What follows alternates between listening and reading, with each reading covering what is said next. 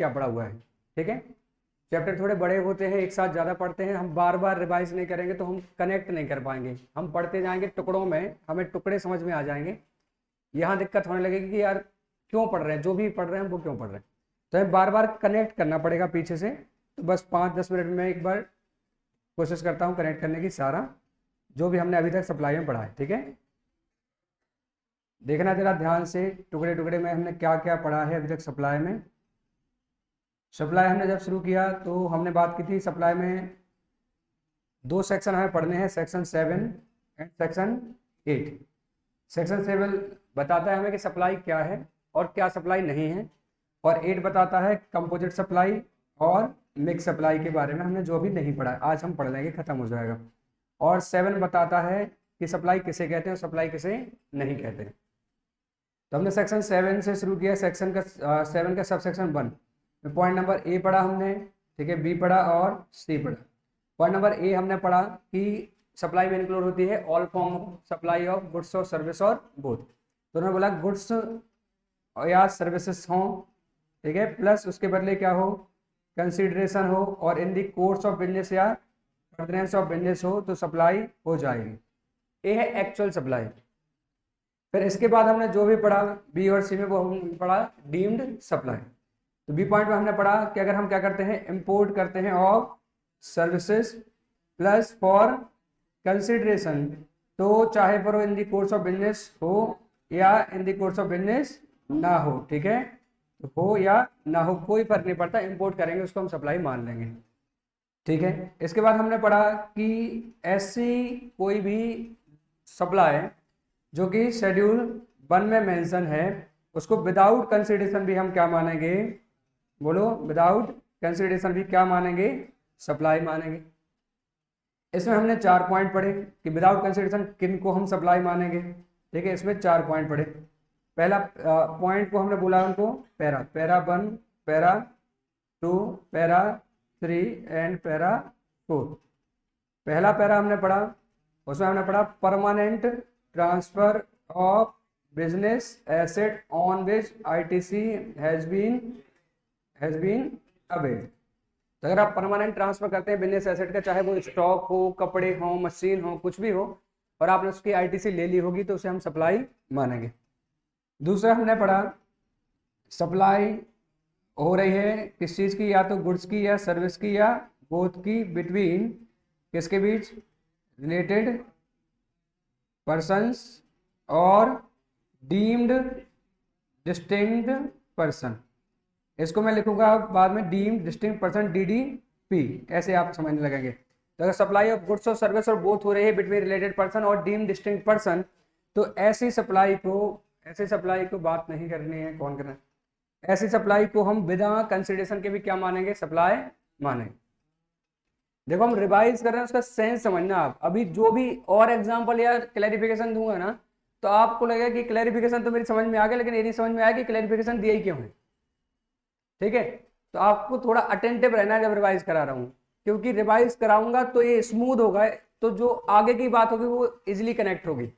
Otherwise मैं again कह रहा हूँ कि टुकड़े समझ में आते जाएंगे कि अच्छा ये बात तो समझ आ गई, ये बात भी समझ आ गई, लेकिन कनेक्टेड नहीं लगेगा आपको। तो कनेक्टेड लगना है तो आपको थॉरली रिवाइज होना चाहिए कि यार क्या पढ़ा था मैंने।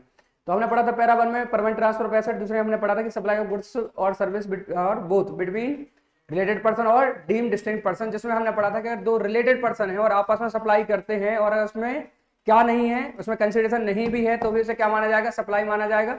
इसका एक एग्जांपल हमने पढ़ा था कि एक कंपनी क्या कर रही है, महाराष्ट्र में मैन्युफैक्चरिंग कर रही है और गुजरात में उसकी रिलेटेड कंपनी है, उसके डिपो में वो क्या कर रही है, अपने गुड्स को स्टोर कर रही है, और रिलेटेड जो कंपनी है वो स्टोरेज के बदले कोई भी चार्ज नहीं ले रही है, तो भी क्या हो रहा है, सर्विस दे रहे हैं एक दूसरे को, और रिलेटेड पर्सन है, तो रिलेटेड के बीच कंसिडरेशन ना भी हो तो भी हम इसको क्या मान लेंगे, सप्लाई मान लेंगे। बस वो इन दी कोर्स ऑफ बिजनेस और फर्दरेंस ऑफ बिजनेस होना चाहिए, और एक एक वर्ड ऐसे छोड़ना नहीं है, क्योंकि इनसे ही मीनिंग ड्राइव होगा पूरा का पूरा। ठीक है, डीम्ड डिस्टिंक्ट पर्सन कौन से पर्सन कहलाते हैं, ऐसे एक पेन के अंतर्गत रजिस्टर्ड व्यक्ति, मतलब मेरा पेन है और मैं 3 जगह रजिस्ट्रेशन लिए हुए हूं, तो 3 जगह के लिए मैं क्या कहलाऊंगा, डीम्ड डिस्टिंक्ट पर्सन। यानी एक व्यक्ति के 3 अलग अलग रजिस्ट्रेशन ले रखे उसने, तो तीनों जो बिजनेस यूनिट हैं जो अलग अलग रजिस्टर्ड हैं वो डीम्ड डिस्टिंक्ट पर्सन कहलाएंगे।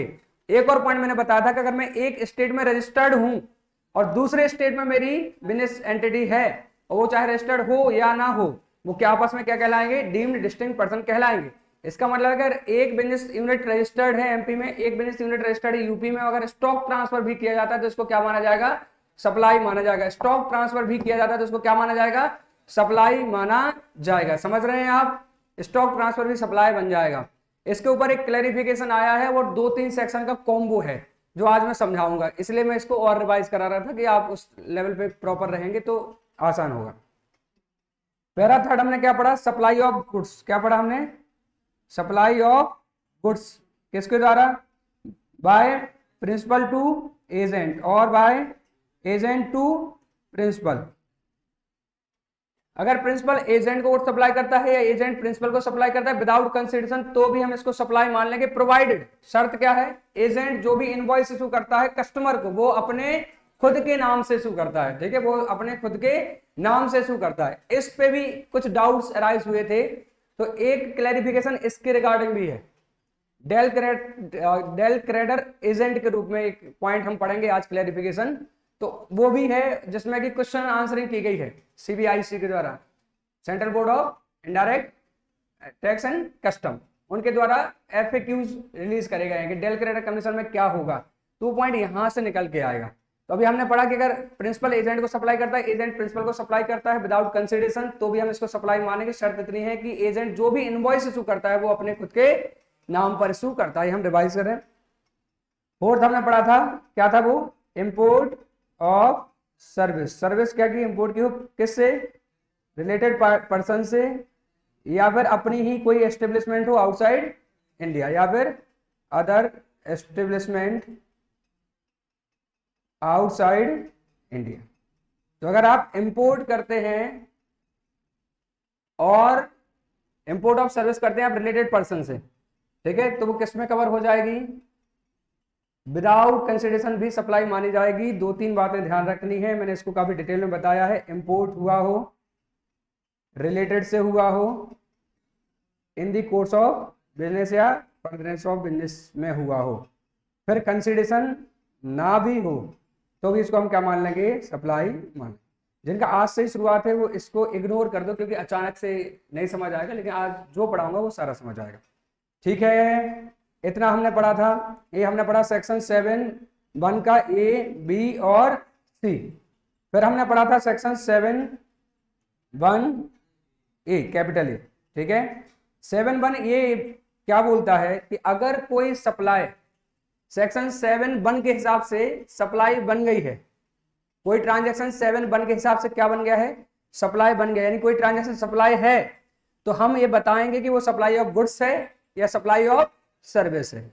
7(1)(a) कैपिटल वाला ये क्या बताता है? वो केवल कैटेगराइज करता है कि सप्लाई ऑफ गुड्स है या सप्लाई ऑफ सर्विस। वो ये बिल्कुल भी नहीं बताता कि सप्लाई है या नहीं है। सप्लाई है या नहीं वो कहां पता चलेगा? सेक्शन 7(1) में।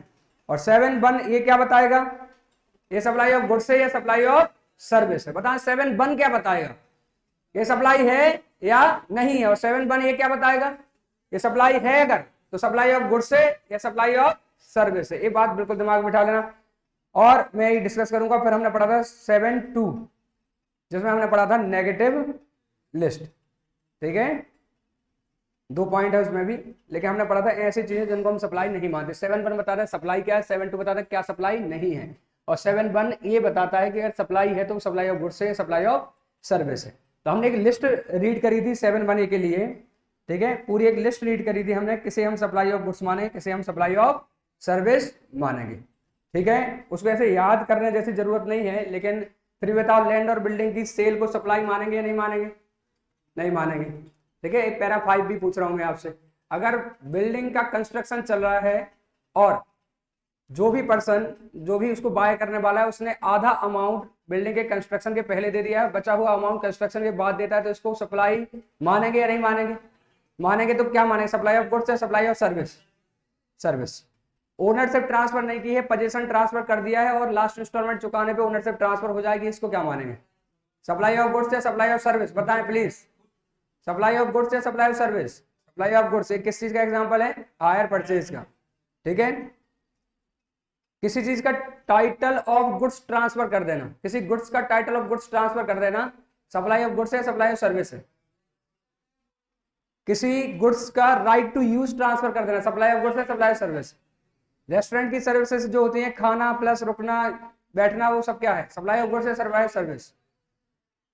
बिल्डिंग बनाने की सर्विस जिसमें ईंट सीमेंट भी लगाया जाएगा और कंस्ट्रक्शन की सर्विस भी दी जाएगी, एक कॉम्बो जो है सप्लाई ऑफ गुड्स है, सप्लाई ऑफ सर्विस है, सप्लाई ऑफ सर्विस है। केवल बनाना कंस्ट्रक्शन कहलाता है और गुड्स वगैरह लगा के बनाना वर्क कॉन्ट्रैक्ट कहलाता है। तो वर्क कॉन्ट्रैक्ट भी किसमें आता है, सप्लाई ऑफ सर्विस में आता है।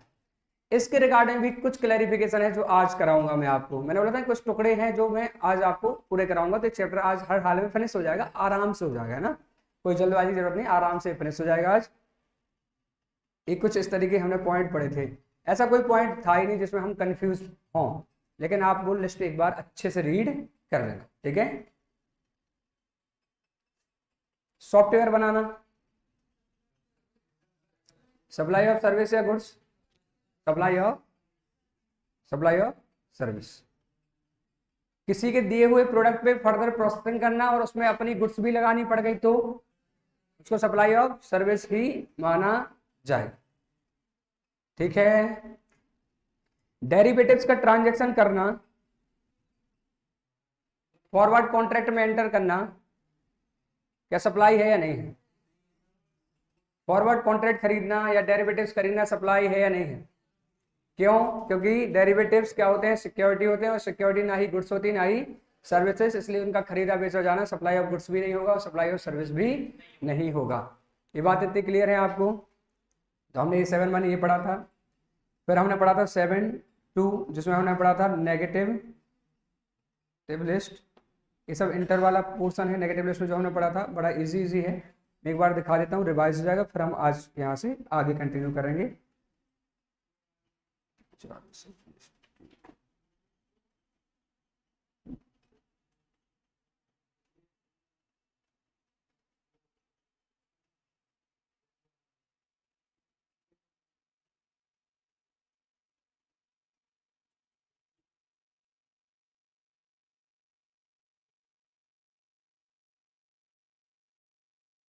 देखें, हमने पढ़ा था नेगेटिव लिस्ट।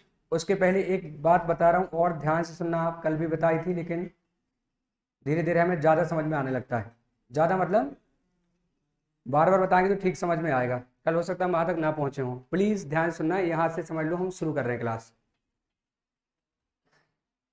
हम पढ़ रहे हैं non supply under GST. GST में किसको हम सप्लाई नहीं मानते, तो इसको पढ़ने के लिए ये 52 पेज नंबर पे है। मैं थोड़ा सा पीछे जाता हूँ और नेगेटिव लिस्ट पढ़ते हैं। हम एक बार सप्लाई की डेफिनेशन पढ़ते हैं, सॉरी।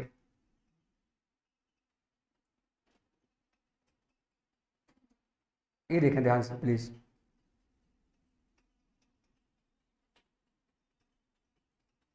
देखना। हमने पढ़ा था सेक्शन 7 जिसका पॉइंट 2 पढ़ा था हमने, not with standing anything content in subsection 1। कोई फर्क नहीं पड़ता ऊपर क्या लिखा है।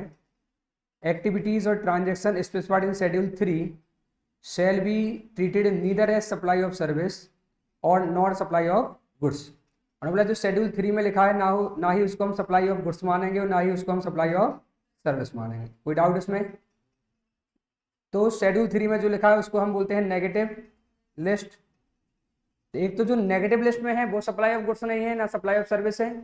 दूसरा, सच एक्टिविटी और transactions undertaken by central government और स्टेट गवर्नमेंट और any local authority in which they are engaged as public authorities as may be notified by central government on the recommendation of council। दोनों बातों को मैं एक बार repeat कर देता हूँ। शेड्यूल 3 में जो लिखा है उसे हम ना तो सप्लाई ऑफ गुड्स मानेंगे ना सर्विस मानेंगे। पहली चीज, गवर्नमेंट जो नोटिफाई करेगी और गवर्नमेंट की जो सर्विसेज होती हैं जिनको वो नोटिफाई करेगी उन सर्विसेज को भी सप्लाई नहीं माना जाए। तो जो नेगेटिव लिस्ट में लिखा है वो सप्लाई नहीं है, जो गवर्नमेंट नोटिफाई करेगा गवर्नमेंट के खुद के फंक्शन वो सप्लाई नहीं है। तो 3 चीजें होती हैं जो सप्लाई में नहीं आती। शेड्यूल 3 गवर्नमेंट के द्वारा नोटिफाइड गवर्नमेंट के फंक्शन, और तीसरा सीबीआईसी के द्वारा इशू किए गए क्लैरिफिकेशंस। उन्होंने कुछ क्लैरिफिकेशन इशू किए हैं और बोला है इस क्लैरिफिकेशन से हम बता रहे हैं किनको सप्लाई नहीं माना जाएगा। यानी हमें ये पढ़ना है कि क्या क्या सप्लाई नहीं है, तो हमें 3 चीजों से समझना है। शेड्यूल 3 में जो लिखा है सप्लाई नहीं है, गवर्नमेंट ने जिनको नोटिफाई किया है खुद के फंक्शंस को, वो सप्लाई नहीं है, और जो क्लैरिफिकेशन से उन्होंने बताया है कि देखो ये चीजों में कंफ्यूज मत रहना, इसको हम सप्लाई नहीं मानेंगे, वो भी सप्लाई नहीं है। क्या ये बात समझ में आई? बोलो कौन सी 3 चीजें? शेड्यूल 3, दूसरा गवर्नमेंट के द्वारा नोटिफाइड ट्रांजेक्शन जो खुद कौन कर रहा है? गवर्नमेंट। तीसरा जो क्लैरिफाई करेंगे इसको सप्लाई नहीं मानेंगे, उसको हम सप्लाई नहीं मानेंगे। अंदर बिल्कुल सरल लिखा है, लेकिन हमें ऊपर से पहले समझना है कि अच्छा ये 3 चीजें हैं। तो जब भी हम पढ़ेंगे तो हमें मोटे हिसाब से ध्यान रहेगा कि अच्छा इन 3 चीजों को हम सप्लाई नहीं मानते। ये तो हमें समझ आएगा यहाँ भी कुछ पढ़ रहे हैं, फिर यहाँ लिखा ये सप्लाई नहीं है, फिर लिखा ये सप्लाई नहीं है, चल क्या रहा है। ठीक है, 3 चीजें हमें समझनी है कि वो सप्लाई नहीं है। तो 2 तो ये हो गई, ठीक है। और तीसरी जो बे नंबर हम 52 पे देख रहे थे, देखो ये नॉन सप्लाई अंडर जीएसटी, क्या क्या जीएसटी में सप्लाई नहीं माना जाता। तो non supply listed in schedule 3, non supply notified by notification, किसके द्वारा? गवर्नमेंट के द्वारा। और तीसरा non supply clarified by way of clarification. तो कहीं कॉपी में लिख लो कि following 3 are not supply.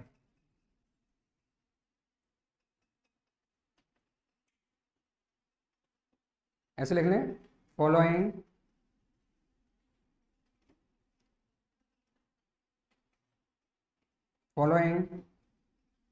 Are not supply. ये सप्लाई नहीं है। पहला ट्रांजैक्शन referred in schedule 3,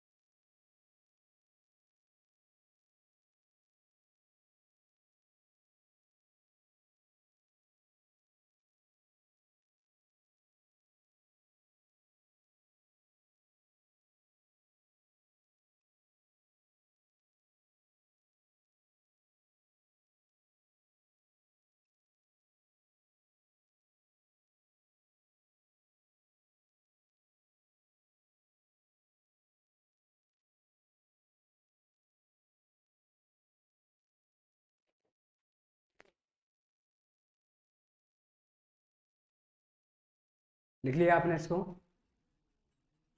ठीक है, अंदर हम पढ़ चुके, अंदर हमें पहले समझ में आ गया, बाहर हम बाद में समझ रहे हैं।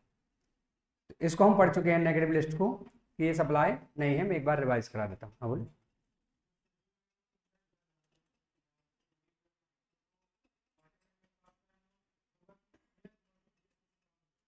अगर आपको शेड्यूल में कुछ कराना होगा तो शेड्यूल एक्ट का पार्ट होता है, आपको पार्लियामेंट में पास कराना होगा। शेड्यूल एक्ट का पार्ट होता है।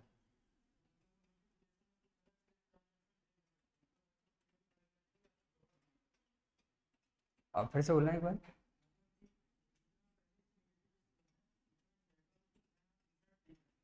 पार्लियामेंट के थ्रू कर सकते हैं, और नोटिफिकेशन के थ्रू ये होता है कि सेंट्रल गवर्नमेंट जो पावर में है वो नोटिफिकेशन ला सकती है।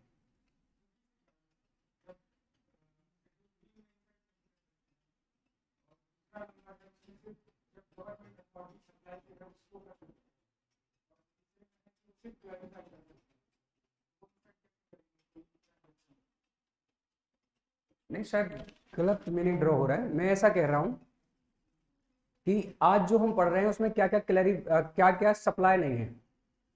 तो हम 3 जगह, मैं आपका क्वेश्चन सुनता हूँ, शायद बात मिसअंडरस्टैंडिंग हुई हो, एक बार मैं रिपीट कर देता हूँ, फिर आप एक बार और क्वेश्चन मुझसे पूछ लेना। मैं ऐसा कह रहा हूँ कि 3 जगह लिखी हुई चीज़ें हैं जो सप्लाई नहीं है।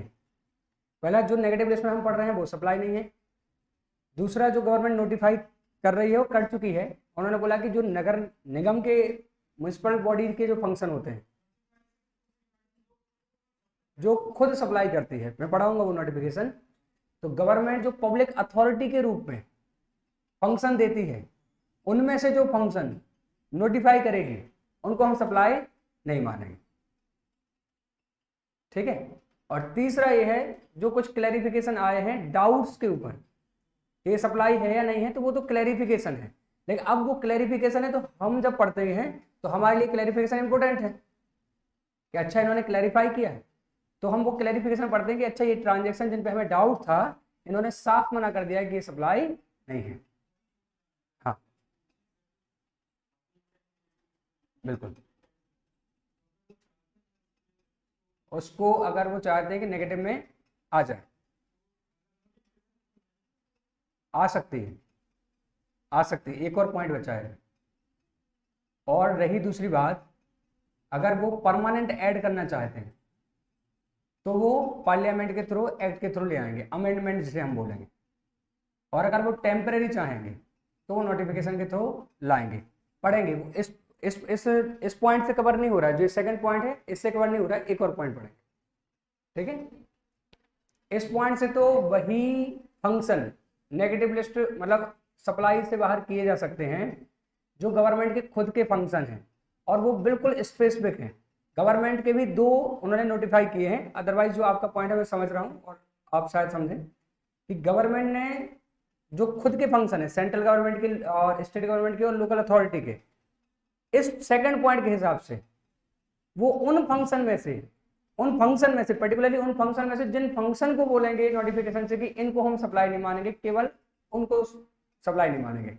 यानी इस नोटिफिकेशन, इस पॉइंट के हिसाब से ऐसा नोटिफिकेशन लाके, कोई भी नोटिफिकेशन लाके कोई भी अदर ट्रांजेक्शन को बोलें कि सप्लाई नहीं है, तो वो इस पॉइंट से नहीं आएगा, इस पॉइंट के थ्रू ड्राइव नहीं होगा वो। ऐसा ही आप पूछ रहे हैं? हाँ बिल्कुल नहीं होगा। इसके थ्रू तो वही ड्राइव होगा जो सरकार के खुद के फंक्शन है, उनके अंदर से जो उन्हें बोलना होगा कि इसको हम सप्लाई नहीं मानेंगे, वो इस पॉइंट से ड्राइव होगा। और कोई अदर ट्रांजेक्शन अगर उनको बनाना है तो वो इस पॉइंट से ड्राइव नहीं होगा। समझ गए आप? पक्का? आप समझ गए? बाकी को समझा, कंफ्यूजन ना हो गया कोई? नहीं, आपको नहीं, बाकी किसी को। इनका क्वेश्चन क्या था, प्लीज ध्यान सुनना और बिल्कुल वही पहुंचना जो उनका क्वेश्चन था। इनका क्वेश्चन था कि सर जैसे ये आपने लिखा है सेकंड नंबर का पॉइंट, इसमें आपने लिखा है कि गवर्नमेंट नोटिफिकेशन से बता सकती है कि इनको हम सप्लाई नहीं मानेंगे। तो उसमें आपने ये कहा है कि गवर्नमेंट नोटिफिकेशन से बता सकती है गवर्नमेंट के वो फंक्शन जैसे वो सप्लाई नहीं मानेंगे। तो वो गवर्नमेंट अपने ही फंक्शन बस बता सकती है ना कि जिसको वो सप्लाई नहीं मानेंगे, या अदर कोई है जिसको वो सप्लाई नहीं मानना चाहते, तो क्या इस पॉइंट के थ्रू, क्या इस पॉइंट में वो भी ट्रांजेक्शन कवर होंगे जिनको सप्लाई नहीं मानना है तो गवर्नमेंट नोटिफिकेशन इशू करके सप्लाई से बाहर कर दे? कोई भी नॉर्मल ट्रांजेक्शन नहीं, केवल नगर निगम, ठीक है, नगर पंचायत वाले फंक्शन नोटिफाई किए हैं। और कर किस किस को सकते हैं? सेंट्रल, स्टेट और लोकल अथॉरिटी के जो फंक्शन है, उन फंक्शन में से कुछ फंक्शन नोटिफाई कर सकते हैं कि इनको हम सप्लाई नहीं मानते। ठीक है, ये डिस्कशन चल रहा था। चलो ये हो गया शेड्यूल 3, और ये पॉइंट मैंने आपको बताया, मैं बता देता हूँ। और तीसरा है क्लैरिफिकेशन, जिसके थ्रू हम पढ़ेंगे किसे हम सप्लाई नहीं मानेंगे। टाइम ज़्यादा लग गया रिवीजन में, वो रुक जाए।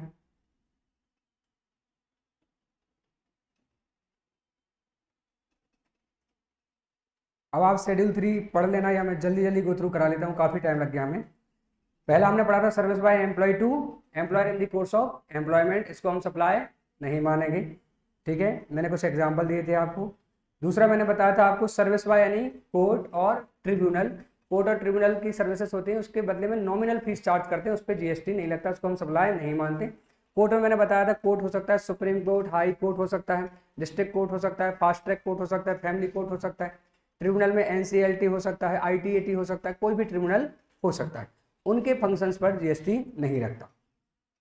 तीसरा मैंने आपको बताया था कि जो भी मेंबर ऑफ पार्लियामेंट होते हैं, ठीक है, सांसद होते हैं, विधायक होते हैं, उनके जो ये इलेक्शन से चुने जाते हैं, इनके फंक्शन को सप्लाई नहीं मानते।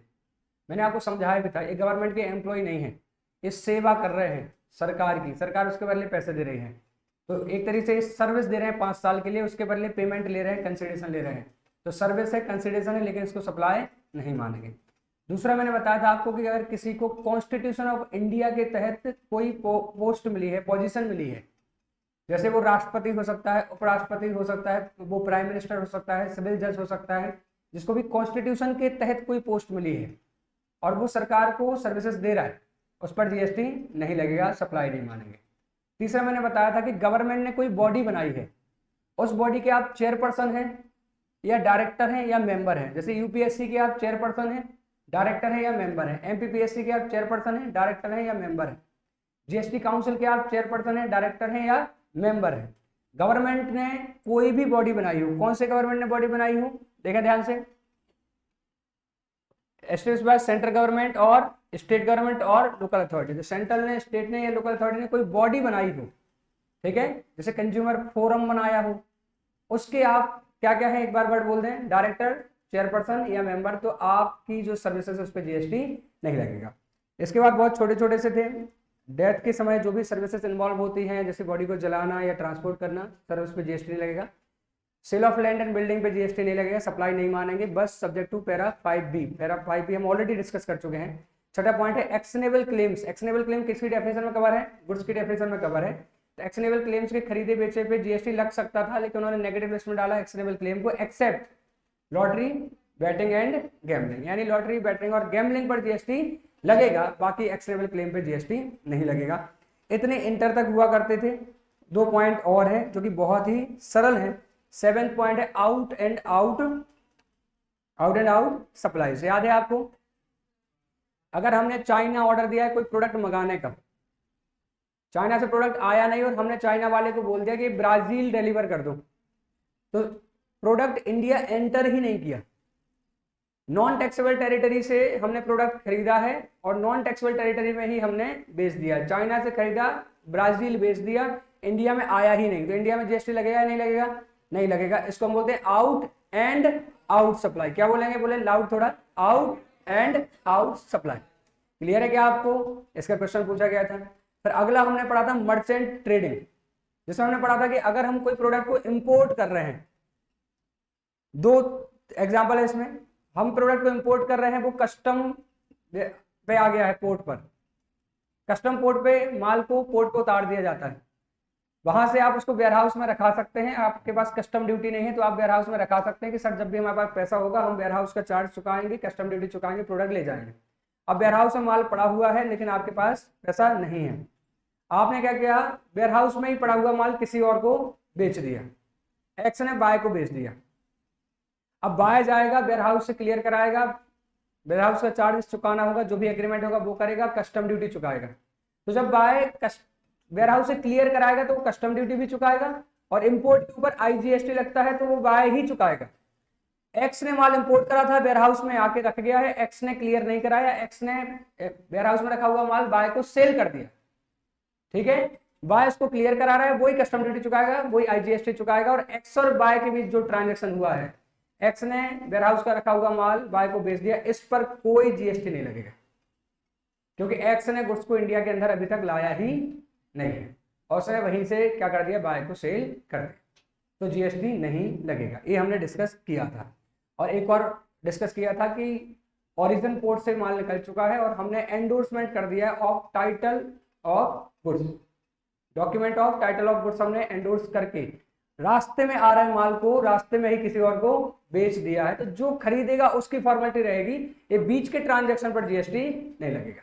अब जो खरीदेगा इंडिया लाएगा, कस्टम ड्यूटी चुकाएगा, आईजीएसटी चुकाएगा, और जो एक्स ने बाय को रास्ते में बेच दिया उसका कुछ भी जीएसटी में नहीं होगा। इतना हमने पढ़ा, ओके, ठीक है क्या। ये हुआ जो हमने कल तक पढ़ा था उसका डिस्कशन एंड। और गवर्नमेंट ने, हम बात कर रहे थे non supply, notified by notification, second point जो आज हमने डिस्कस करा उसमें दो ही सप्लाई को नोटिफाई किया गया है कि जो पंचायत के फंक्शन होते हैं, ठीक है, और जो म्यूनिसिपालिटी के फंक्शन होते हैं, इन दोनों पर जीएसटी नहीं लगेगा, इनको हम सप्लाई नहीं मानेंगे। ये पॉइंट यहीं खत्म हो जाता है क्योंकि इससे डिटेल है नहीं। पंचायत के फंक्शन कहाँ लिखे हुए हैं, म्यूनिसिपालिटी के फंक्शन कहाँ लिखे हुए हैं, तो कॉन्स्टिट्यूशन ऑफ इंडिया के अंदर लिखे हुए हैं, और आर्टिकल 243G और 243W। कौन से आर्टिकल? 243G और 243W। इन आर्टिकल को देखोगे तो उसके अंदर लिखा हुआ है कि नगर निगम के क्या काम है, पंचायत के क्या काम है, और उनके जो भी काम है उन पर जीएसटी नहीं लगेगा। आपको थोड़ा सा बता देता हूं तो आपकी याद रहे आपको। नगर निगम या नगर पंचायत ऐसे क्या काम करता है? स्ट्रीट लाइट लगवाना, गांव के अंदर रोड डलवाना, कुएं बनाना, तालाब साफ कराना, तालाब को मेंटेन कराना, पशु एक जगह करने के लिए बनता है, ठीक है। तो इस तरीके का जो भी काम कर रहा है क्या, नगर पंचायत या ग्राम पंचायत, इन ये जो फंक्शन कर रहा है वो सरकार के लिए कर रहा है, उसके बदले में सरकार से पैसे मिलते हैं, इन सब पे जीएसटी नहीं लगेगा। नगर पंचायत या नगर निगम और ग्राम पंचायत, इनके फंक्शन पर जीएसटी नहीं लगे, इनको सप्लाई नहीं मानेंगे। तीसरा पॉइंट है पढ़ना है, non supply clarified by way of clarification. ठीक है, हमने बोला था 3 जगह हम पढ़ेंगे नॉन सप्लाई, तो अब हमें समझ आ रहा है कि अच्छा हाँ ठीक है, एक शेड्यूल 3 पढ़ा, एक नोटिफाइड पढ़ा और एक क्लैरिफिकेशन पढ़ रहे हैं। ये बहुत छोटे छोटे क्लैरिफिकेशन है, इनको और खत्म करके हम नया सेक्शन ही शुरू करेंगे, section 8 composite and mix supply. जिनका कल तक का छूटा है वो थोड़ा 2 मिनट के लिए और वेट कर लें। एक क्लैरिफाई किया गया कि इनको हम क्या नहीं मानेंगे, सप्लाई नहीं मानेंगे। पहला, grant of alcoholic liquor licence. कौन देता होगा लाइसेंस और किसको?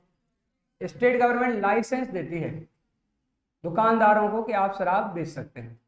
इसके बारे में स्टेट गवर्नमेंट बहुत ही ह्यूज अमाउंट चार्ज करती है।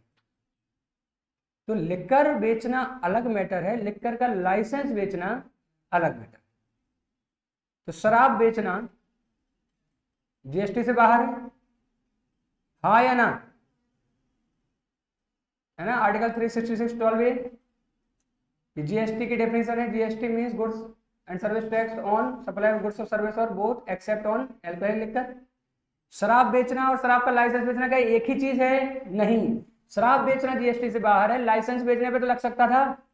तो जब जीएसटी काउंसिल की मीटिंग हो रही थी तो सेंटर और स्टेट ने म्यूचुअली एग्रीमेंट किया है कि इसको और माफ कर दो, और इसको माफ किया गया म्यूचुअल एग्रीमेंट से सेंटर और स्टेट के। तो अब जो स्टेट गवर्नमेंट लाइसेंस देती है, ठीक है, दुकानदारों को, उस पर जीएसटी नहीं लगता। क्या सर इसका ये मतलब निकाले हम कि किसी भी तरीके के लाइसेंस पर जीएसटी नहीं लगता? इसका बिल्कुल भी ये मतलब नहीं, हर तरीके के लाइसेंस पे जीएसटी लगता है। यानी सेंट्रल गवर्नमेंट या स्टेट गवर्नमेंट आपको अगर रेत निकालने का लाइसेंस देती है, कोयला निकालने का लाइसेंस देती है, आयरन ओर निकालने का लाइसेंस देती है, ठीक है, पत्थर की खदान होती है या मिट्टी की खदान होती है, उन सब के लाइसेंस पर जीएसटी लगता है और आरसीएम के बेसिस पे लगता है। आरसीएम इग्नोर कर दो, लेकिन लगता है। केवल एक लाइसेंस इनको बाहर किया गया है, वो भी म्यूचुअल एग्रीमेंट करते हुए। क्या है? किस चीज का licence? Grant of alcoholic liquor licence. Clear है क्या आपको? पक्का?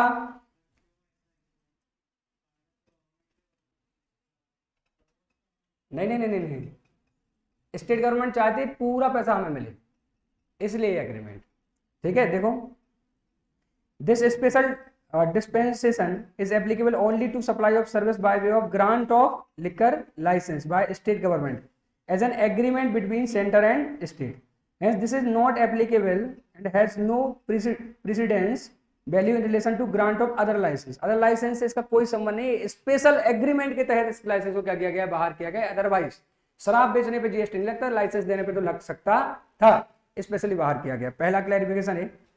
दूसरा क्लैरिफिकेशन क्या है? Inter state movement of various modes of conveyance. और तीसरा clarification, inter state movement of rigs, oils, spares and all goods on wheels. इसको आप ध्यान से समझना क्योंकि आपको लगेगा इसमें समझना ही क्या है। मैं अच्छा पहले बोलता हूं कि क्या बोला कि एक बस इंदौर से पैसेंजर बिठा के या खाली जा रही है, सपोज वो इंदौर से लखनऊ जा रही है, एक बस इंदौर से लखनऊ जा रही है, इन्होंने क्लैरिफिकेशन दिया है कि इसको हम सप्लाई ऑफ बस नहीं मानेंगे, सप्लाई ऑफ सर्विसेज नहीं, हम ऐसा नहीं मानेंगे कि बस की सप्लाई हुई है एक स्टेट से दूसरे स्टेट, हम ऐसा नहीं मानेंगे कि किसकी सप्लाई हुई है, बस की। तो हमने कहा इसमें क्या क्यों मानेंगे यार, अगर बस पैसेंजर लेके जा रही है तो सप्लाई ऑफ सर्विस हो रही है। वो कह रहे नहीं, वो बात ही नहीं हम कर रहे हैं, आपका ट्रक गुड्स लेके जा रहा है, सप्लाई ऑफ सर्विस हो रही है गुड्स की, ट्रांसपोर्ट की, बोले हम वो बात ही नहीं कर रहे हैं। आपका ट्रक इंदौर से निकल के लखनऊ पहुंचा, हम ये बोल रहे हैं कि ट्रक की सप्लाई नहीं हुई है, यानी जो ट्रक एक जगह से दूसरी जगह ट्रांसफर हो गया, गुड्स एक जगह से दूसरी जगह गई, इसको हम क्या बोलते हैं, सप्लाई ऑफ गुड्स। तो ट्रक भी तो चल के एक जगह से दूसरी जगह गया, इसको हम सप्लाई नहीं मानेंगे। हमें सुनने में अजीब लग रहा है क्योंकि हमने ऐसा सोचा नहीं था। अब मैं आपको एग्जांपल देता हूं, आप थोड़ा ऐसा सोचेंगे भी और फिर आपको लगेगा अच्छा ऐसा ऐसा भी हो सकता है। ध्यान सुनना एग्जांपल, है ना।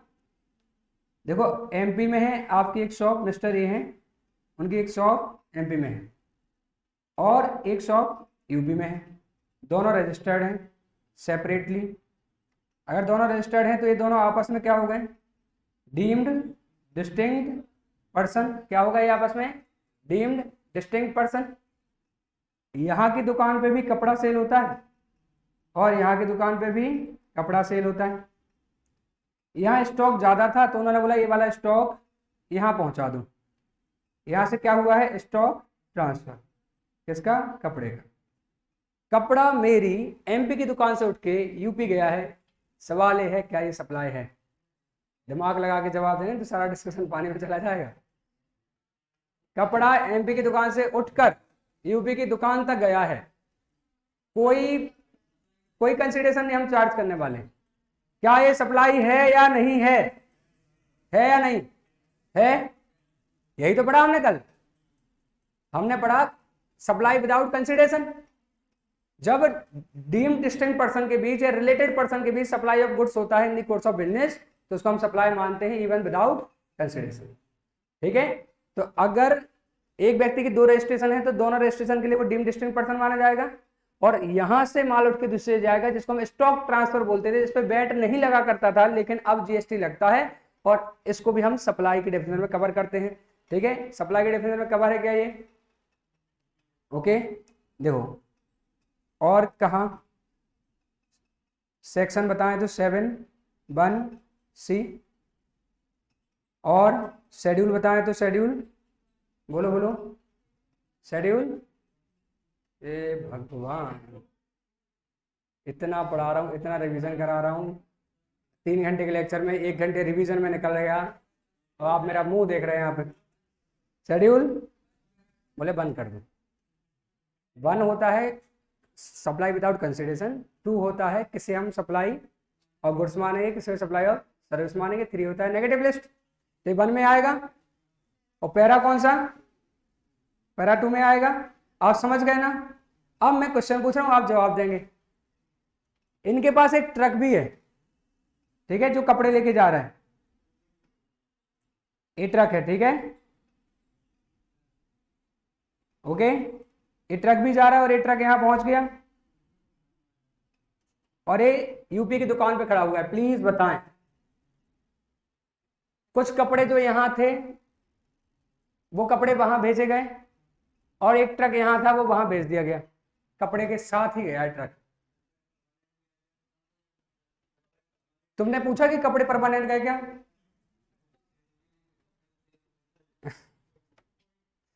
सेक्शन बताओ, इंटेंशन नहीं। मैं आपकी बात समझ रहा हूं, मैं आपकी इंटेंशन समझ रहा हूं। मैं बोल रहा हूं कहां लिखा है तू? उन्होंने कब बोला कि ये कपड़े बेचने के लिए ही भेजे गए हों? ये तो हमारे मन की बात है। सेक्शन में कहां लिखा है? सेक्शन ये बोल रहा है कि अगर आप चीजों को यहां से वहां भेजोगे, ठीक है, आपकी अलग अलग रजिस्टर्ड प्रीमाइसेस है तो इसको हम सप्लाई मानेंगे इवन विदाउट कंसिडरेशन। तो ट्रक भी तो उठ के यहां से वहां चला गया, कपड़ा गया, ट्रक गया। इंटेंशन छोड़ दो, प्रोविजन के हिसाब से मैच करो। तो प्रोविजन के हिसाब से तो एक स्टॉक यहां से दूसरी जगह गया है तो वो स्टॉक ट्रक के फॉर्म में भी हो सकता है, यहां से उठ के दूसरे चला गया, तो ये तो फंस जाता।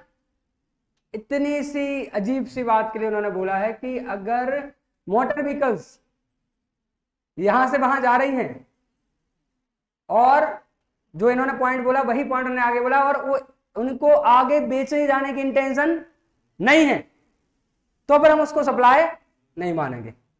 कपड़े के मामले उन्होंने कोई बात नहीं कही कि बेचे जाने की इंटेंशन है कि नहीं है। हो सकता है आपने कपड़ा केवल इसलिए भेजा हो दूसरे शोरूम के, वहां डिस्प्ले में लग जाएगा, बेचना नहीं है, तो भी स्टॉक ट्रांसफर को क्या माना जाएगा, सप्लाई माना जाएगा। कोई इंटेंशन चेक करने की जरूरत नहीं है। समझ रहे क्या आप बात को? लेकिन जो गाड़ी यहां से वहां गई है उसको हम किसी कीमत पे सप्लाई नहीं मानेंगे। तो बात कितनी छोटी थी कि हाँ यार गाड़ी यहां से वहां गई है, उसको क्यों सप्लाई मानेंगे। लेकिन समझ रहे ना कि सेक्शन की मौजूदगी ना होने पर कितनी भी सरल बात, कितनी भी कॉम्प्लिकेटेड हो सकती है। ओके, अब समझ गए आप? अब बिल्कुल नहीं समझाऊंगा मैं इसको। तो उन्होंने क्या लिखा, रीड कर लो। क्यों रीड करना है पता है? ये एमसीक्यू बेस्ड पूछा जाता है। जितने भी क्लैरिफिकेशन है, हर क्लैरिफिकेशन के ऊपर एक क्वेश्चन है, हर क्लैरिफिकेशन के ऊपर एक क्वेश्चन है। मैं आपको क्लैरिफिकेशन पढ़ाते जाऊंगा। मैंने आपको डोनेशन वाला क्लैरिफिकेशन पढ़ाया था, उसका क्वेश्चन पढ़ा था। आज जो भी क्लैरिफिकेशन पढ़ाऊंगा आप देखना उसका क्वेश्चन होगा निश्चित ही। हर क्लैरिफिकेशन के ऊपर क्वेश्चन पूछा गया, इसलिए हमें कुछ नहीं छोड़ना है।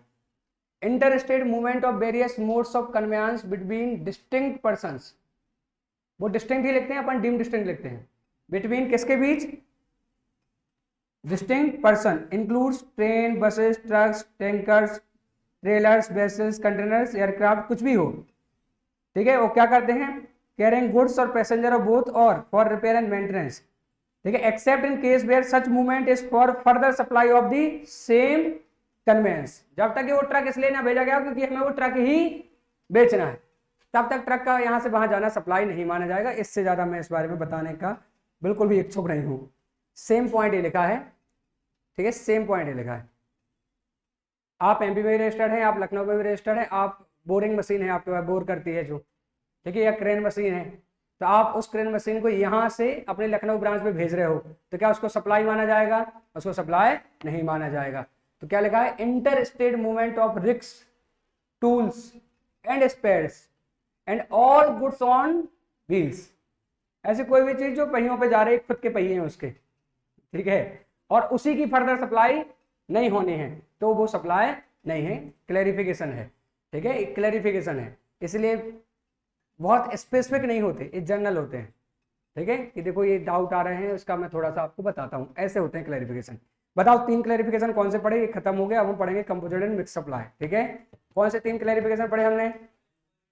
एल्कोहल लिकर का लाइसेंस बेचना सप्लाई नहीं है, ठीक है, जबकि हर तरीके के लाइसेंस बेचना सप्लाई है। दूसरा, हाँ, गुड्स या पैसेंजर के जो भी व्हीकल्स हैं वो डिस्टिंक्ट पर्सन के बीच जब एमपी से यूपी ट्रांसफर हो रहे हैं, इंटरस्टेट सप्लाई हो रहे हैं, तब उसको हम सप्लाई नहीं मानेंगे। ऐसे ही जो टूल्स हैं, रिक्स हैं, ठीक है, या स्पेयर्स हैं, उनका अगर इंटरस्टेट सप्लाई हो रहा है तो उसको हम सप्लाई नहीं मानेंगे। सप्लाई 2 वजह से हो सकता है, या तो गुड्स पैसेंजर वगैरह लेके जा रहे हैं, क्या हो सकता है कि वो खराब हो गए हों, तो अब सोचा कि चलो अपने लखनऊ वाले ऑफिस भिजवा दें, वहीं सुधर जाएगा, तो रिपेयर के लिए भेजना सप्लाई नहीं है। वहां जो रिपेयर हो रही है, रिपेयर सप्लाई ऑफ सर्विस है, उस पर हम सवाल नहीं खड़े कर रहे हैं। गाड़ी को रिपेयर के लिए भेजना सप्लाई नहीं है, गाड़ी को विद पैसेंजर भेजना गाड़ी की सप्लाई नहीं है। जो पैसेंजर भेजे जा रहे हैं वो तो ट्रांसपोर्ट की सर्विस है ही। Okay okay okay okay.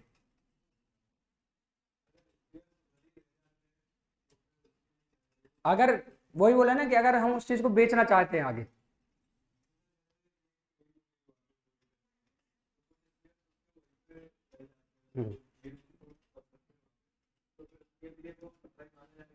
क्या हम उसको बेचने वाले हैं? हाँ हाँ, आपका ये कहना है कि जैसे कुछ स्पेयर्स पार्ट हम वहां छोड़ देते हैं, कुछ स्पेयर्स छोड़ देते हैं, व्हीकल वापस आ जाती है, तो वो सप्लाई बन जाएगा। स्पेयर्स छोड़ देते हैं, व्हीकल नहीं छोड़नी चाहिए, ठीक है, व्हीकल को सप्लाई नहीं मानेंगे। अगर उसमें से कुछ रह जाता है तो वो उसकी अकाउंटिंग में आ जाएगा, और वो अकाउंटिंग करनी पड़ेगी, समझ रहे हैं आप बीच में? हाँ, ये बहुत इंपॉर्टेंट नहीं है, अपन आगे बढ़ते मेरे हिसाब से फिर भी। हाँ।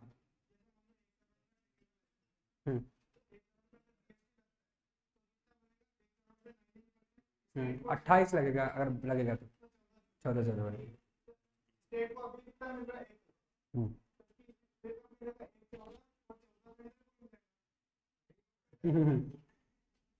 अरे ऐसा नहीं है, ऐसा थोड़ी है कि लाइसेंस देने पे कोई टैक्स नहीं लग रहा। उन्होंने जानबूझ के उसको बाहर कराया तो लाइसेंस की वैल्यू बढ़ा के बेचेंगे।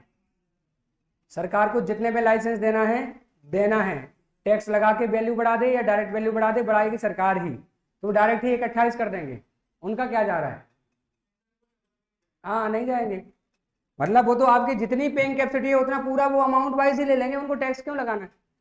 जब प्योर अमाउंट आ रहा है तो मैं उसके बाइफरकेशन क्यों करवाऊँ? सही है ना? ऐसा। ठीक है, अब हम आगे बढ़ते हैं ना, ये सब क्लैरिफिकेशन वगैरह थे। यहाँ से नया शुरू होता है और बहुत ज़्यादा इंपॉर्टेंट है।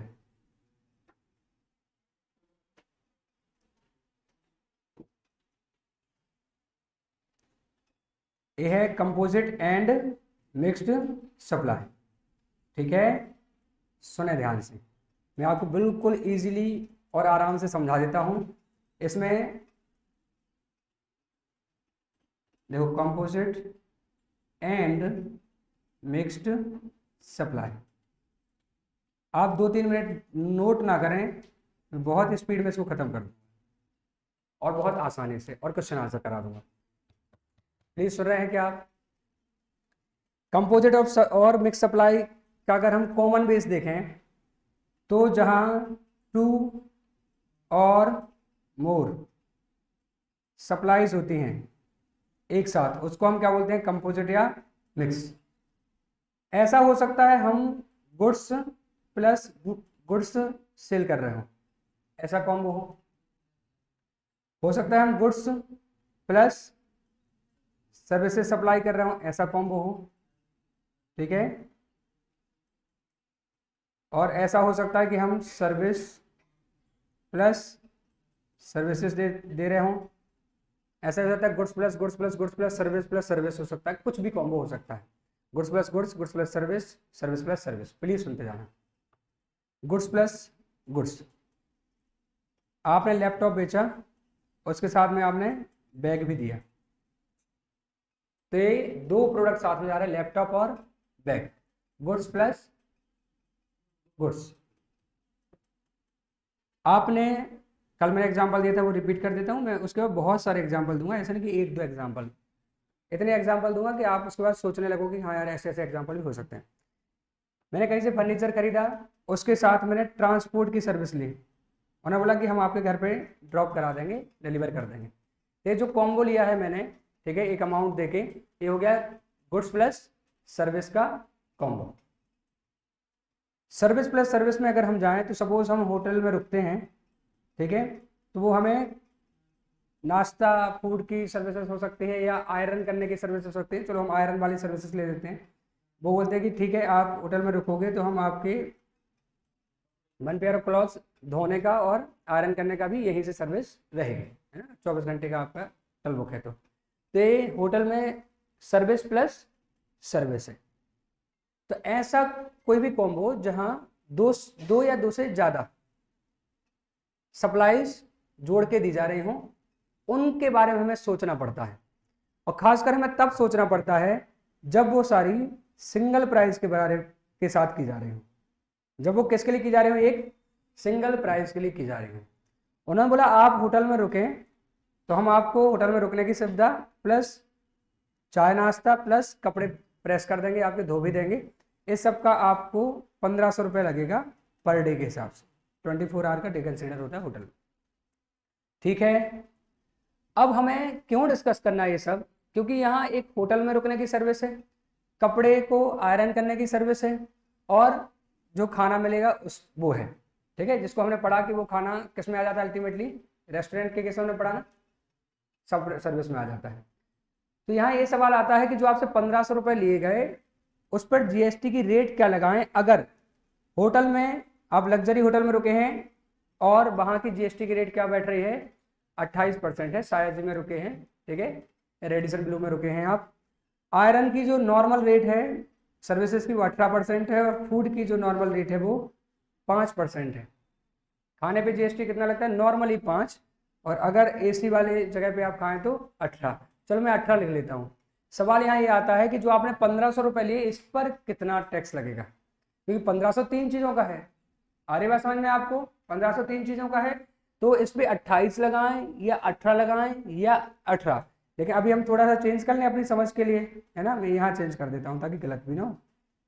इसमें 5 लिख दे रहा हूँ, यहाँ पे 18 फॉर एग्जाम्पल, क्योंकि हमें 3 रेट लेनी है। तो सवाल ये उठता है, कन्फ्यूजन ये है कि 1500 पे जीएसटी कितना लगे। इसके लिए हमें पढ़ना पड़ता है कि जब भी कॉम्बो के रूप में कुछ बेचा जाएगा, कुछ दिया जाएगा, तो जीएसटी की रेट क्या होगी, उस कॉम्बो के किस प्रोडक्ट वाली जीएसटी की रेट लगेगी। तो ऐसा बोला गया है कि अगर कॉम्बो है तो उसको हमें बाइफरकेट करना होगा, कंपोजिट सप्लाई और मिक्स सप्लाई। तो उन्होंने बोला कि कंपोजिट सप्लाई वो सप्लाई होती है, ऐसी सप्लाई जो नॉर्मली साथ में दी जाती है, यानी जो कि क्या है, नेचुरली बंडल्ड है। और जहां एक सप्लाई होती है प्रिंसिपल, ठीक है, और दूसरी होती है उसकी एंसिलरी। तो कंपोजिट सप्लाई मतलब ऐसा कॉम्बो है ना, इसको हम कॉम्बो बोल रहे हैं, ऐसा कॉम्बो जो नेचुरली बंडल्ड है और जहां एक चीज प्रिंसिपल है और दूसरी उसकी एंसिलरी है। मतलब क्या सर, प्रिंसिपल और एंसिलरी का ऐसा मतलब कि अगर एक चीज उसमें से हटा दी जाए तो हो सकता है दूसरी बचे ही नहीं। और मिक्स सप्लाई ऐसी होती कि जबरदस्ती मिक्स कर दी जाती, अगर एक चीज ना भी होती तो भी दूसरी चीज एग्जिस्ट करती। मैं दोनों के आपको एग्जाम्पल बता दे रहा हूं, ठीक है, कंपोजिट के और मिक्स के। मैं बहुत सारे एग्जाम्पल दे दूंगा, आप देख लेना, समझ जाओगे, फिर मैं आपको इसकी रीडिंग करा देता हूँ। आप सपोज करो कि आपने एक टीवी खरीदी, क्या है टीवी, उसके साथ उन्होंने बोला कि हम आपको इंस्टॉल कर देंगे। तो उन्होंने बोला कि आप टीवी ऑर्डर करोगे, इंस्टॉलेशन वाला घर आएगा, इंस्टॉल करके आएगा। इंस्टॉलेशन क्या है, प्लस उन्होंने बोला कि इसकी वारंटी भी रहेगी, जब भी खराब होगी 1 साल की वारंटी है, ठीक है, आप बताना, हमारा जो भी एजेंसी से कोई बंदा है वो सुधारने आएगा। वारंटी क्या है। अब हो सकता है कि इंस्टॉलेशन की सर्विस पे 18% जीएसटी लगना हो, टीवी पे सपोज करो 18 लगना हो, इंस्टॉलेशन पे सपोज करो 5% लगना हो, ठीक है, इस पे सपोज करो 28% लगना हो, सपोज करो, है ना, हर बार हम एग्जैक्ट रेट नहीं ले सकते, सपोज करो। तो ये सवाल आता है कि किस टाइप की सप्लाई है। तो क्या यहाँ तुम्हें दिख रहा है कि कुछ तो प्रिंसिपल है, बाकी सब साथ में ही दिया जा रहा है। क्या प्रिंसिपल है, टीवी। क्या नॉर्मली ऐसा होता है कि टीवी के साथ इंस्टॉलेशन वारंटी वगैरह साथ होती है, हाँ। तो 2 या 2 से ज्यादा सप्लाईज जब नेचुरली बंडल्ड होती हैं और उनमें से जब एक प्रिंसिपल होती है और बाकी उसकी एंसिलरी होती हैं, तो उसको हम बोलते हैं कंपोजिट सप्लाई। और कंपोजिट सप्लाई को माना जाता है, मैं ये नहीं बोल रहा हूं कौन सी रेट से जीएसटी लगे, मैं बोलूंगा उसको माना जाता है सप्लाई ऑफ प्रिंसिपल सप्लाई, ऐसा बोल रहा हूं मैं। मतलब सवाल पूछा, बताओ ये किस चीज की सप्लाई हुई है, तो आंसर होगा टीवी की, ऐसा बोल रहा हूं। उसे क्या माना जाता है, supply of principal supply, principal element. और चूंकि अब टीवी की सप्लाई हुई है, ठीक है, तो फिर जीएसटी कितना लगेगा, अपने एग्जांपल के हिसाब से 18% लग जाएगा पूरे अमाउंट के ऊपर। अब क्या आपको कोई डाउट है, तो आप कैसे पहचानेंगे कि कोई कोई कंपोजिट सप्लाई है, तो वो नेचुरली बंडल्ड होना चाहिए। सवाल आता है सर कैसे पता चलेगा नेचुरली बंडल्ड होगा, इसके 3 पॉइंट मॉड्यूल ने दिए हैं, तो वो तो बताऊंगा ही, बाकी अपने मन से बताऊंगा। तो उन्होंने बोला कि 3 एंगल से देख सकते हो, मैं दिखाई दूं ताकि वो खत्म हो जाए, दोबारा ना दिखाना पड़े। तो कैसे मानेंगे हम कोई सप्लाई कंपोजिट सप्लाई है, ठीक है। तो उन्होंने ये कुछ पॉइंट दिए हैं।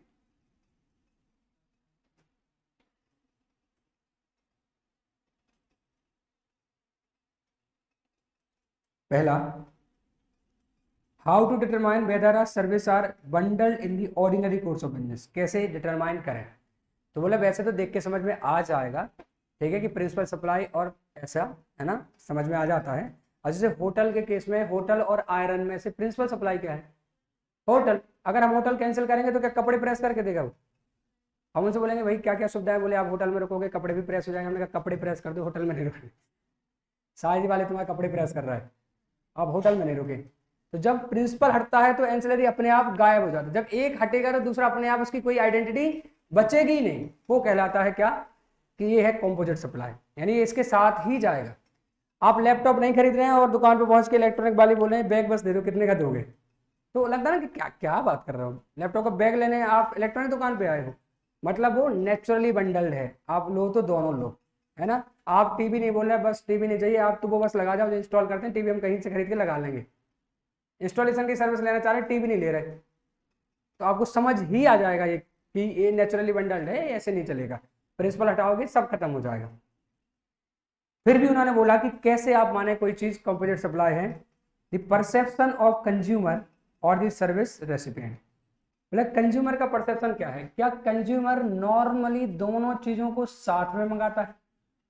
अगर कंज्यूमर नॉर्मली दोनों चीजों को साथ में मंगाता है, इसका मतलब वो क्या है, नेचुरली बंडल।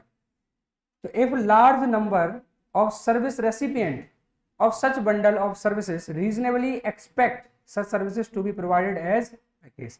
और ज्यादा लोग बोलते हैं कि ये साथ में ही दो हमें, तो हम मान लें कि वो क्या हो रहा है, कंपोजिट सप्लाई है, नेचुरली बंडल है, कस्टमर ही उसको साथ में मांगता है।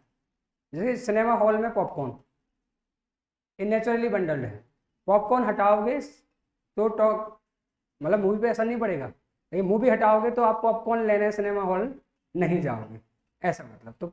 तो आप देखो प्रिंसिपल क्या है, मूवी देखना, एंसिलरी क्या है, पॉपकॉर्न, तो वो सप्लाई क्या बन गई, कंपोजिट सप्लाई बन गई। तो क्या लोग उसको कॉम्बिनेशन में मांगते हैं, तो वो कंपोजिट बन जाएगी। दूसरा एंगल हो सकता है, जैसे mobile phone is always sold with battery, या हम बोले तो चार्जर, बस वो आईफोन का लेटेस्ट वर्जन। चलो दूसरा क्या लिखा है, majority of service providers in a particular area of business provide similar bundle of service. दूसरा एंगल ये है कि कंज्यूमर को छोड़ दो, क्या सप्लायर नॉर्मली ये साथ में ही देते हैं, अगर सप्लायर नॉर्मली ये साथ में देते हैं तो भी वो क्या बन जाएगी, कंपोजिट सप्लाई बन जाएगी। तो bundle of catering on board and transport by air. आप जब फ्लाइट में जाते हैं तो फ्लाइट की सर्विस के साथ आपको मिलता है ना चाय, जो भी है, हाँ जैसे भी है, वो इस हिसाब से दे दे कहीं गिरो तो पता ना चले। देखो तो वो क्या बोल रहे हैं, अगर सप्लायर ऑफ सर्विस वो कॉम्बो बना के ही देता है तो वो हम उसको नेचुरली बंडल मानेंगे। तो अगर हम फ्लाइट की बात करें, ठीक है, एयर फेयर के साथ थोड़ा सा स्नैक्स इंक्लूड रहता है, वो नेचुरली बंडल्ड हो गया। और तीसरा क्या लिखा है, nature of various services in bundle of service. अगर ऐसा नहीं भी समझ में आता है तो जो भी बंडल बनाया आप खुद उसको चेक कर लो कि किस तरीके का बंडल है, तो आपको समझ में आ जाएगा कंपोजिट है या नहीं है। ये बात खत्म हुई। और रही मिक्स सप्लाई की बात, तो मिक्स सप्लाई को बोला गया ऐसी कोई भी सप्लाई जो कंपोजिट सप्लाई ना हो, ठीक है, मिक्स सप्लाई को ऐसा बोला गया। जैसे एक एग्जांपल अगर मैं मिक्स सप्लाई का आपको बताऊं या आप मुझे बताओ, ठीक है, तो जैसे जैसे कोई किट, मान लो ब्यूटी किट, ब्यूटी किट में क्या क्या होता है कौन बता रहा है, जैसे मान लो उन्होंने मॉड्यूल का एग्जांपल है इसलिए मैं दे रहा हूँ, जैसे और भी अच्छे एग्जांपल है। मॉड्यूल के देने से होता है कि क्लास में बोला गया आपको याद रहता है, और मॉड्यूल के एग्जांपल से वो क्वेश्चन बना देते हैं, तो वो तुम्हें आंसर करने में आसानी हो जाती है, इसीलिए सिमिलर एग्जांपल देते हैं। उन्होंने बोला कि आपने उसके अंदर रखा हुआ है ब्यूटी किट में फेस क्रीम, इंस्टीट्यूट ने लिखा है, ठीक है, मेरे ऊपर मत देखते रहना, नेल पेंट, ठीक है, और कुछ तो भी सपोज करें आईलाइनर। तो इसका जो कॉम्बो बना के भेजा है, तो ऐसा तो नहीं ना कि जब क्रीम लगाओ मुंह साफ दिखे तो इन सब करने का मतलब है, नहीं तो क्या है, ऐसा तो नहीं कह रहे। तो इसमें से आप हर चीज अलग अलग खरीद सकते हो, एक प्रोडक्ट खरीदना चाहो तो उसका दोनों पे असर नहीं पड़ेगा, दूसरा खरीदना चाहो तो उसको पहले और तीसरे पे असर नहीं पड़ेगा। तो ये नेचुरली बंडल्ड नहीं है, जबरदस्ती का बंडल बनाया गया है। और जबरदस्ती का बंडल बनाया गया इसका मतलब आपने जानबूझ के उसको क्या कर दिया है, मिक्स कर दिया है। और फॉर अ सिंगल प्राइस, इसका प्राइस रख दिया आपने कि ये 500 रुपए की किट आती है। प्लीज सुनते जाना, अब मैंने शुरुआत से एक ही बात कही है, अगर मुझे इन तीनों का अलग अलग प्राइस पता हो तो मैं तो अलग अलग जीएसटी की रेट लगा दूंगा ना, डिस्कशन ही क्यों करूंगा। लेकिन आपने बोला एक किट आती है कितने रुपए की, 500 की, तो मुद्दा यहाँ ये है कि क्या ये किट जो बनी है नेचुरली बंडल है कि जबरदस्ती किट बनाई है। तो अगर नेचुरली बंडल्ड है, जैसे बैट के साथ बॉल, अब अगर आपने जबरदस्ती का कॉम्बो बनाया है, ठीक है, तो फिर क्या होगा, अगर प्राइस अलग अलग है तो बात ही खत्म है, सब पे अलग अलग रेट लगेगी। अगर प्राइस अलग अलग नहीं है, 500 रुपए का सिंगल प्राइस है और ये अननेसेसरी का कॉम्बो बना है, तो इस 500 रुपए पे उस रेट से जीएसटी लगेगा जो इनमें से सबसे हाईएस्ट रेट होगा, और हम इसको मानेंगे supply of that item which attract highest rate of GST. ठीक है, तो हाईएस्ट रेट ऑफ जीएसटी, मान लो इसके ऊपर 18% का जीएसटी है, ठीक है, इसके ऊपर 28% का जीएसटी है और इसके ऊपर सपोज करो 5% का जीएसटी है, तो हम मानेंगे किसका सप्लाई हो रहा है, नेल पेंट की सप्लाई हो रही है और 500 रुपए पे पूरा कितना जीएसटी की रेट लगा देंगे, 28% की जीएसटी की रेट लगा देंगे। क्या आपको मिक्स सप्लाई समझ में आ गई है? पक्का? ठीक है, ये खत्म हो रहा है, हम एग्जाम्पल और क्वेश्चन आंसर करेंगे। मैं रीड कर दूं इसको, दैट सेक्शन 8 हम पढ़ रहे हैं, the tax liability on a composite और mix supply shall be determined in the following manner, namely a composite supply comprising two or more supplies, one of which is a principal supply, shall be treated as supply of such principal supply। क्या माना जाएगा? supply of such principal supply, और उसी की rate से GST लगेगा। a mixed supply comprising of two or more supplies shall be treated as supply of that particular supply that attracts highest rate of tax। यहाँ उन्होंने बोला कि composite जो कंपोजिट सप्लाई है उसमें प्रिंसिपल सप्लाई की रेट लगेगी। इन्होंने ये नहीं बोला कि कंपोजिट सप्लाई बोलते किसको हैं, तो बस एक छोटी सी डेफिनेशन और हम पढ़ लें कि कंपोजिट सप्लाई बोलते किसको हैं। तो ये लिखा है, composite supply means a supply made by taxable person to a recipient and comprise two और more taxable supply, comprise two और more taxable supply of goods और सर्विस और बोथ और any combination thereof are naturally bundled and supplied in conjunction with each other in ordinary course of business. तो बोला comprise two और more taxable supply, naturally bundled हैं और ordinary course of business में हम ऐसे ही बेचते हैं, और one of which is a principal supply है सेक्शन 230 ऑफ सीजीएसटी एक्ट, ये डिफाइन करता है कंपोजिट सप्लाई को। तो यह डेफिनेशन कंपोजिट सप्लाई की, एक बार इसको बोल लो क्योंकि वो पूछेंगे आपसे कंपोजिट सप्लाई की डेफिनेशन। 3-4 वर्ड आपको जो दिमाग में बिठा लेने हैं वो सुन लो। पहला आपको कंपोजिट सप्लाई में बोलना है सप्लाई ऑफ टू और मोर टैक्सेबल गुड्स और सर्विस और बोथ और एनी कॉम्बिनेशन देयरऑफ। फिर से बोलो, सप्लाई ऑफ टू और मोर गुड्स और सर्विसेज और बोथ और एनी कॉम्बिनेशन देयरऑफ। तो हो गया सप्लाई ऑफ टू और मोर जो भी है, which are naturally bundled and supplied in conjunction with each other. ठीक है, तो which are naturally bundled and supplied in conjunction with each other in ordinary course of business। ठीक है, तो दोबारा बोलते हैं क्या हो रहा है, सप्लाई ऑफ टू और मोर टैक्सेबल गुड्स और सर्विस और बोथ और any combination thereof which are naturally bundled and supplied in conjunction with each other in ordinary course of business। ठीक है, हाँ, और one of which is a principal supply. और mix supply की definition है, ये एग्जाम्पल है, आपको एक भी एग्जाम्पल नहीं छोड़ना। आप ये मान लो क्वेश्चन आप जब पढ़ना शुरू करोगे एग्जाम्पल पढ़ने के बाद, तो आपको लगेगा ये क्वेश्चन तो मैंने कहीं पढ़ा है, एग्जाम्पल से सीधा क्वेश्चन बना रहे हैं उन्होंने। बहुत सारे यहाँ 61 का मतलब आप समझ रहे हैं, 61 नंबर का एग्जाम्पल है, इतने एग्जाम्पल दिए उन्होंने, हर एग्जाम्पल के पीछे नंबर डाला। ठीक है, देखो कितने सारे एग्जाम्पल दिए हैं, आप देखोगे बहुत सारे एग्जाम्पल हैं और ये सब हमने डिस्कस कर लिया है। मैं मिक्स सप्लाई की डेफिनेशन आपको बता दूं और एक कुछ हमें पढ़ना है मिक्स सप्लाई। ये देख लो एक बार, मिक्स सप्लाई को रीड कर लो, फिर हम क्वेश्चन आंसर करते हैं, एग्जाम्पल पढ़ते हैं। देख लो देख लो, मिक्स सप्लाई मतलब टू और more individual supply of goods और सर्विसेज और any combination thereof made in conjunction with each other for a single price where such supply does not constitute composite supply. मतलब कॉम्पोजिट सप्लाई के सारे लक्षण हैं, बस कुछ छोड़ के कि नेचुरली बंडल्ड नहीं है। तो सप्लाई ऑफ टू और मोर टैक्सेबल गुड्स, ध्यान रखना for single price, price single होना चाहिए। अगर मल्टीपल प्राइस हैं तो हम क्यों जबरदस्ती, वो तो मल्टीपल तरीके की रेट लग जाएगी। तो बोल दो सप्लाई ऑफ टू और मोर गुड्स और सर्विस और बोथ और any combination thereof for a single price which is not a composite supply, which is not a composite supply. Okay, clear है आपको? अब हमें एग्जाम्पल पढ़ने और हम क्वेश्चन आंसर करेंगे और ये हमारा खत्म चल। तो हमने कुछ पढ़ा था वर्क कॉन्ट्रैक्ट, बता वर्क कॉन्ट्रैक्ट में ईट सीमेंट देते हैं और कंस्ट्रक्शन सर्विस देते हैं, क्या नेचुरली बंडल्ड होता है? बोलो नेचुरली बंडल्ड होता है क्या? हाँ। रेस्टोरेंट में खाना और सर्विसेज देते हैं, क्या नेचुरली बंडल्ड होता है? कॉम्पोजिट सप्लाई है। ठीक है,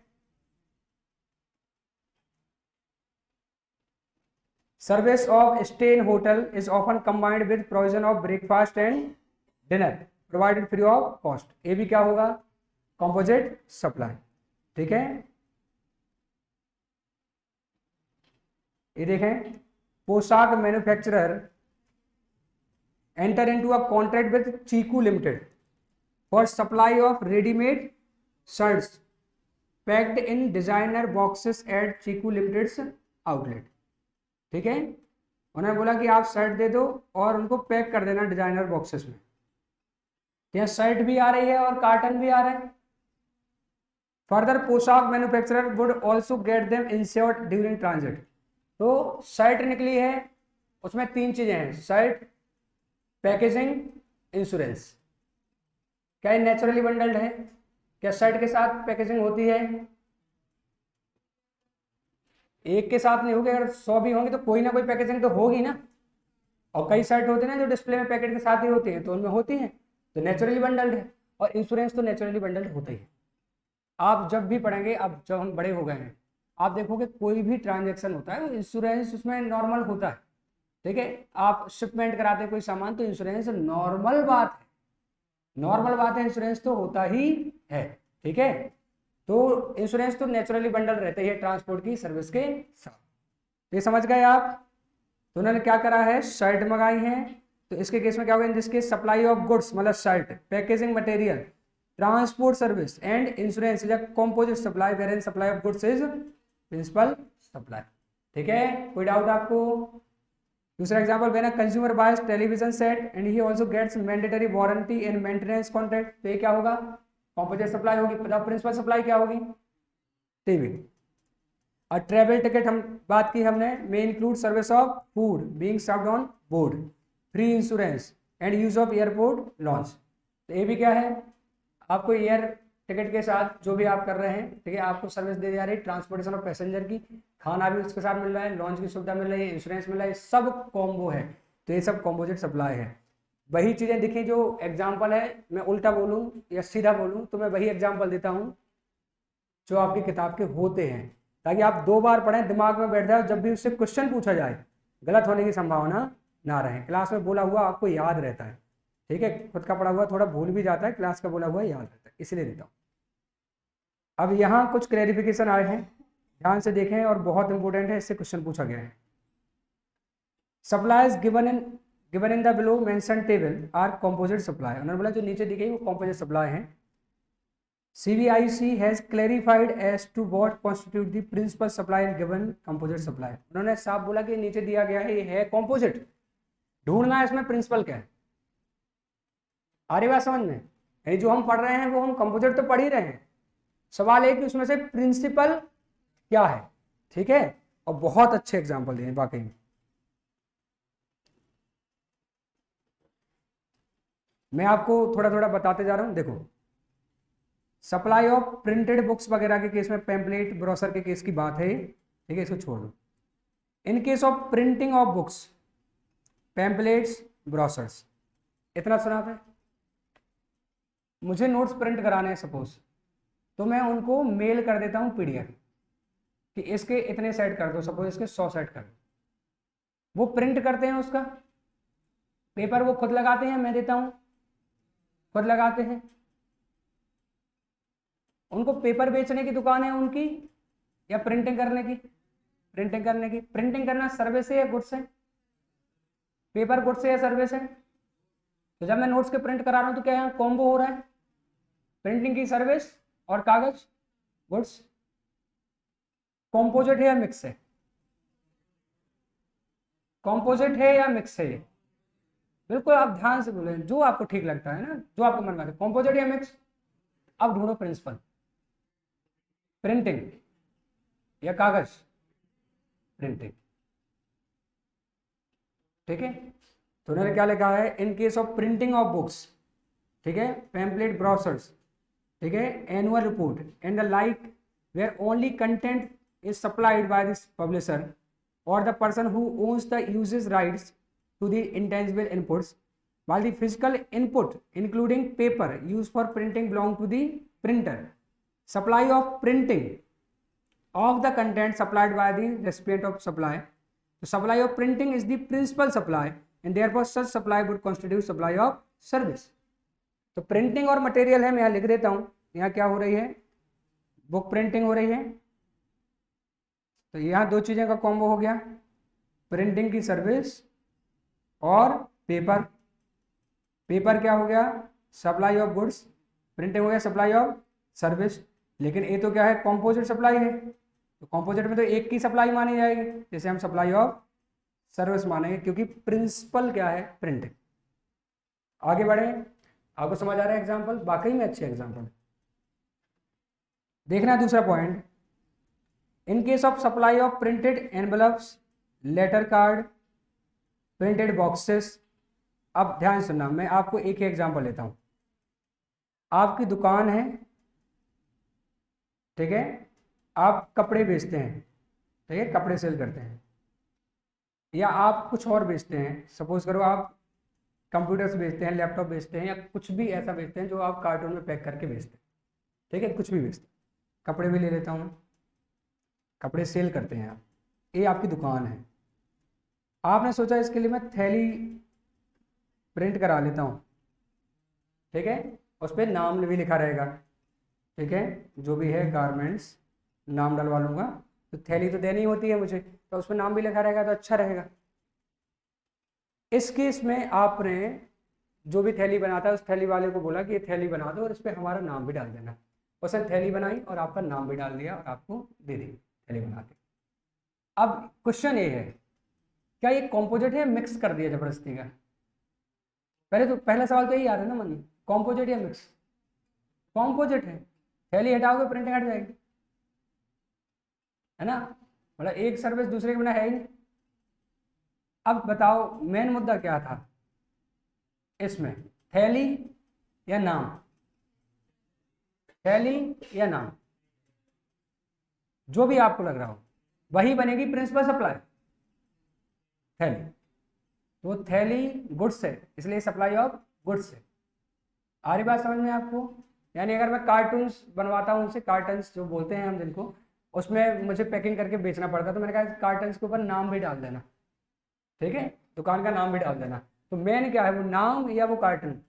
कार्टन। तो वो क्या होगा, सप्लाई ऑफ गुड्स माना जाए।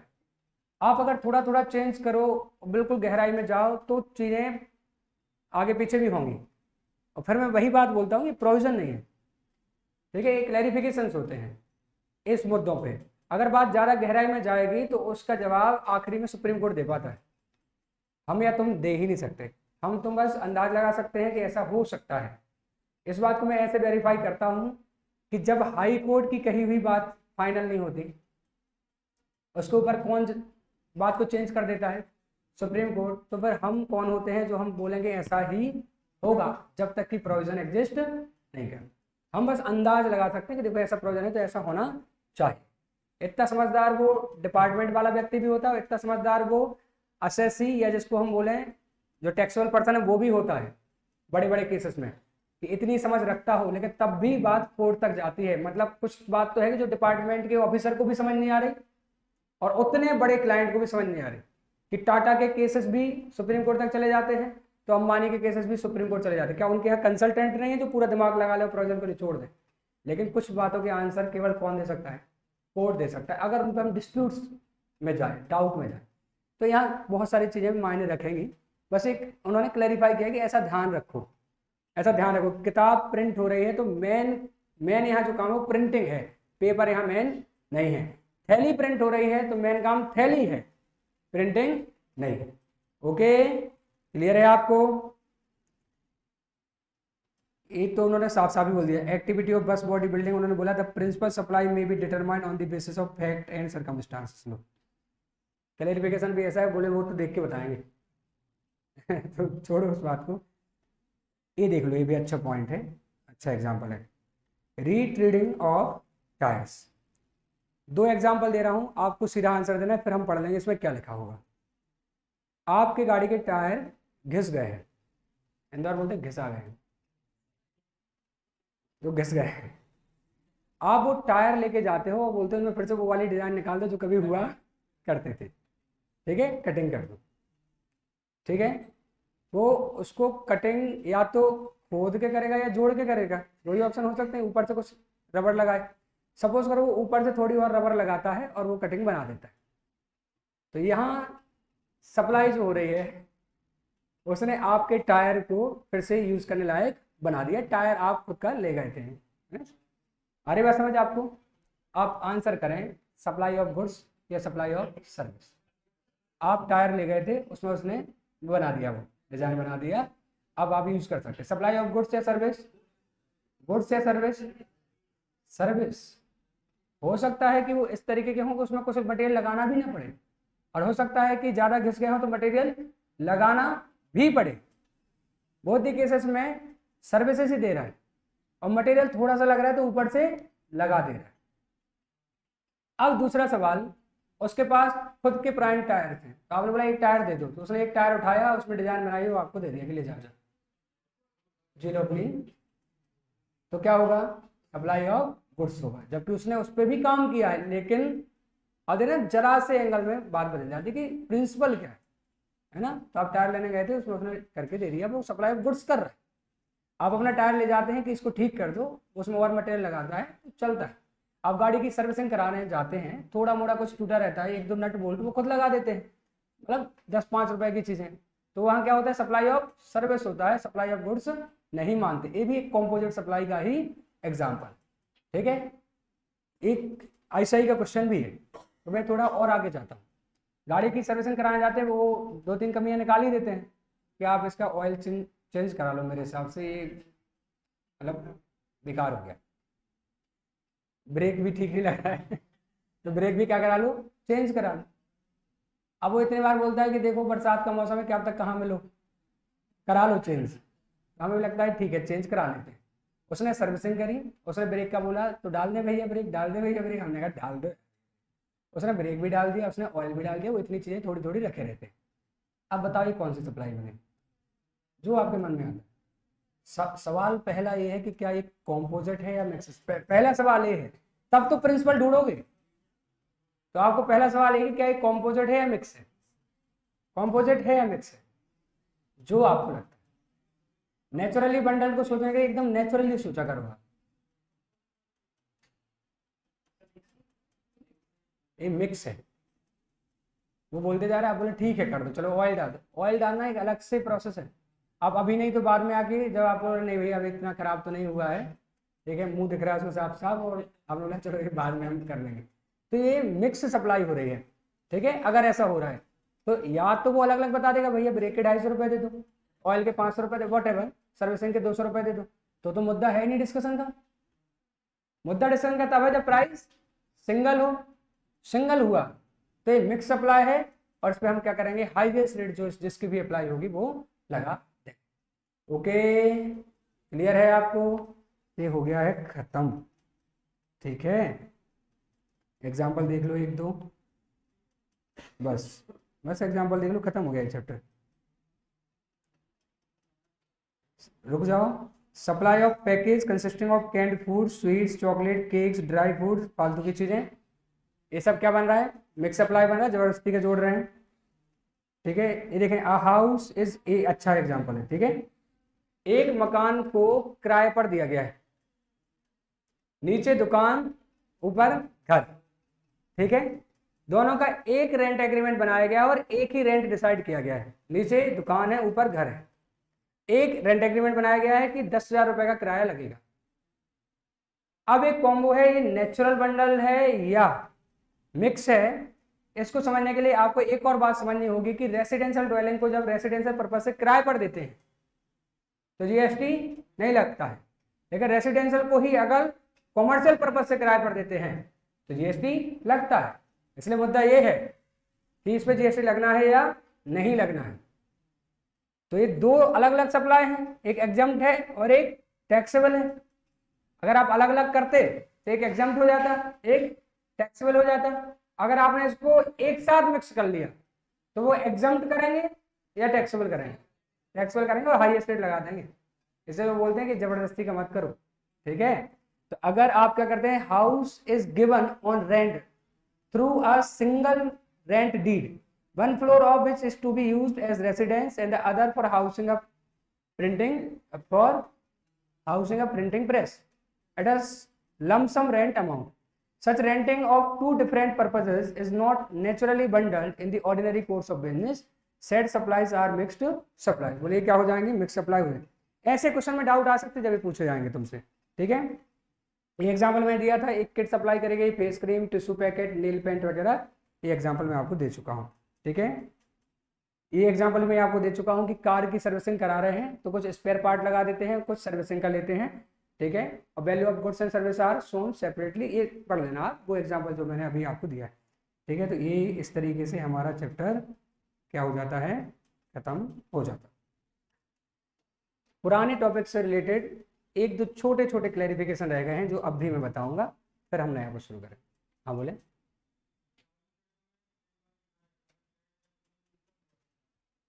हाँ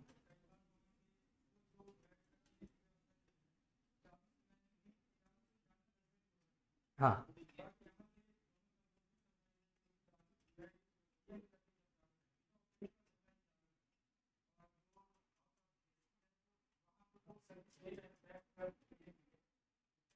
उसमें नहीं लगता जीएसटी, नहीं लगता, नहीं लगता।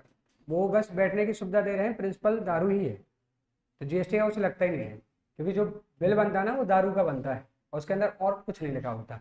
ऐसा देखना एक बार, मैं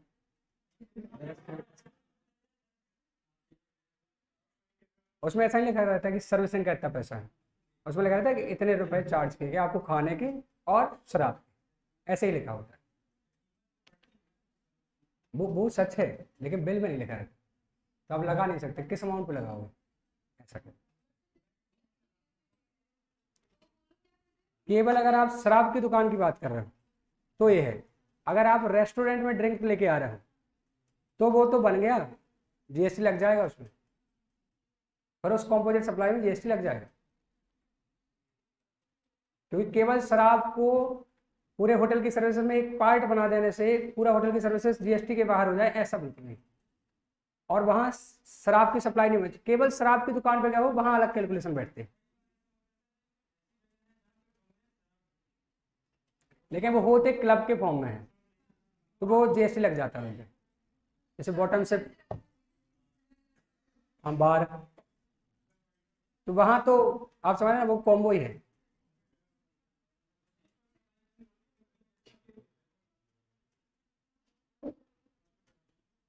उसमें कॉम्बो हो जाते हैं चीज़ों के, वो बार के फॉर्म में काम करता है, तो वहाँ सर्विसिंग का भी एलिमेंट ज़्यादा हो जाता है।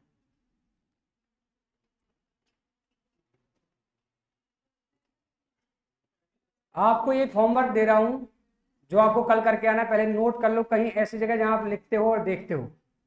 आपको करके आना है इस चैप्टर के एमसीक्यूज। हाँ वो तो करके ही आएंगे। ना ना ना, दो होमवर्क दे रहा हूँ बिल्कुल ध्यान से, है ना, ताकि हमारा चैप्टर मजबूत हो। तो होमवर्क आपके पास क्या क्या है, एक तो आपको इसके प्रैक्टिस क्वेश्चन करके आना है, और दूसरा आपको करके आना है इसके एमसीक्यूज। कौन से वाले? जो आईसीआई के मटेरियल में है।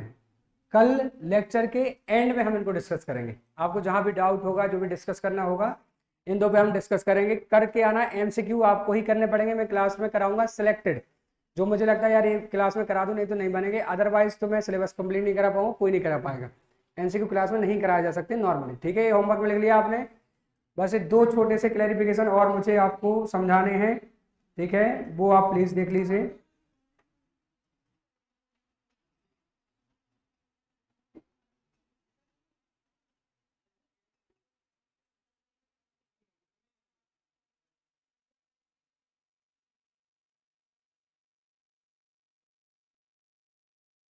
एक कल के पढ़े हुए से है, अगर जो आज से आए हैं उनको डाउट लगेगा तो आप इग्नोर कर देना, क्योंकि एक कल का जो पढ़ा हुआ है उसके पोर्शन से है, ठीक है। फिर भी थोड़ा ध्यान दोगे तो मैं समझाने की कोशिश करूंगा।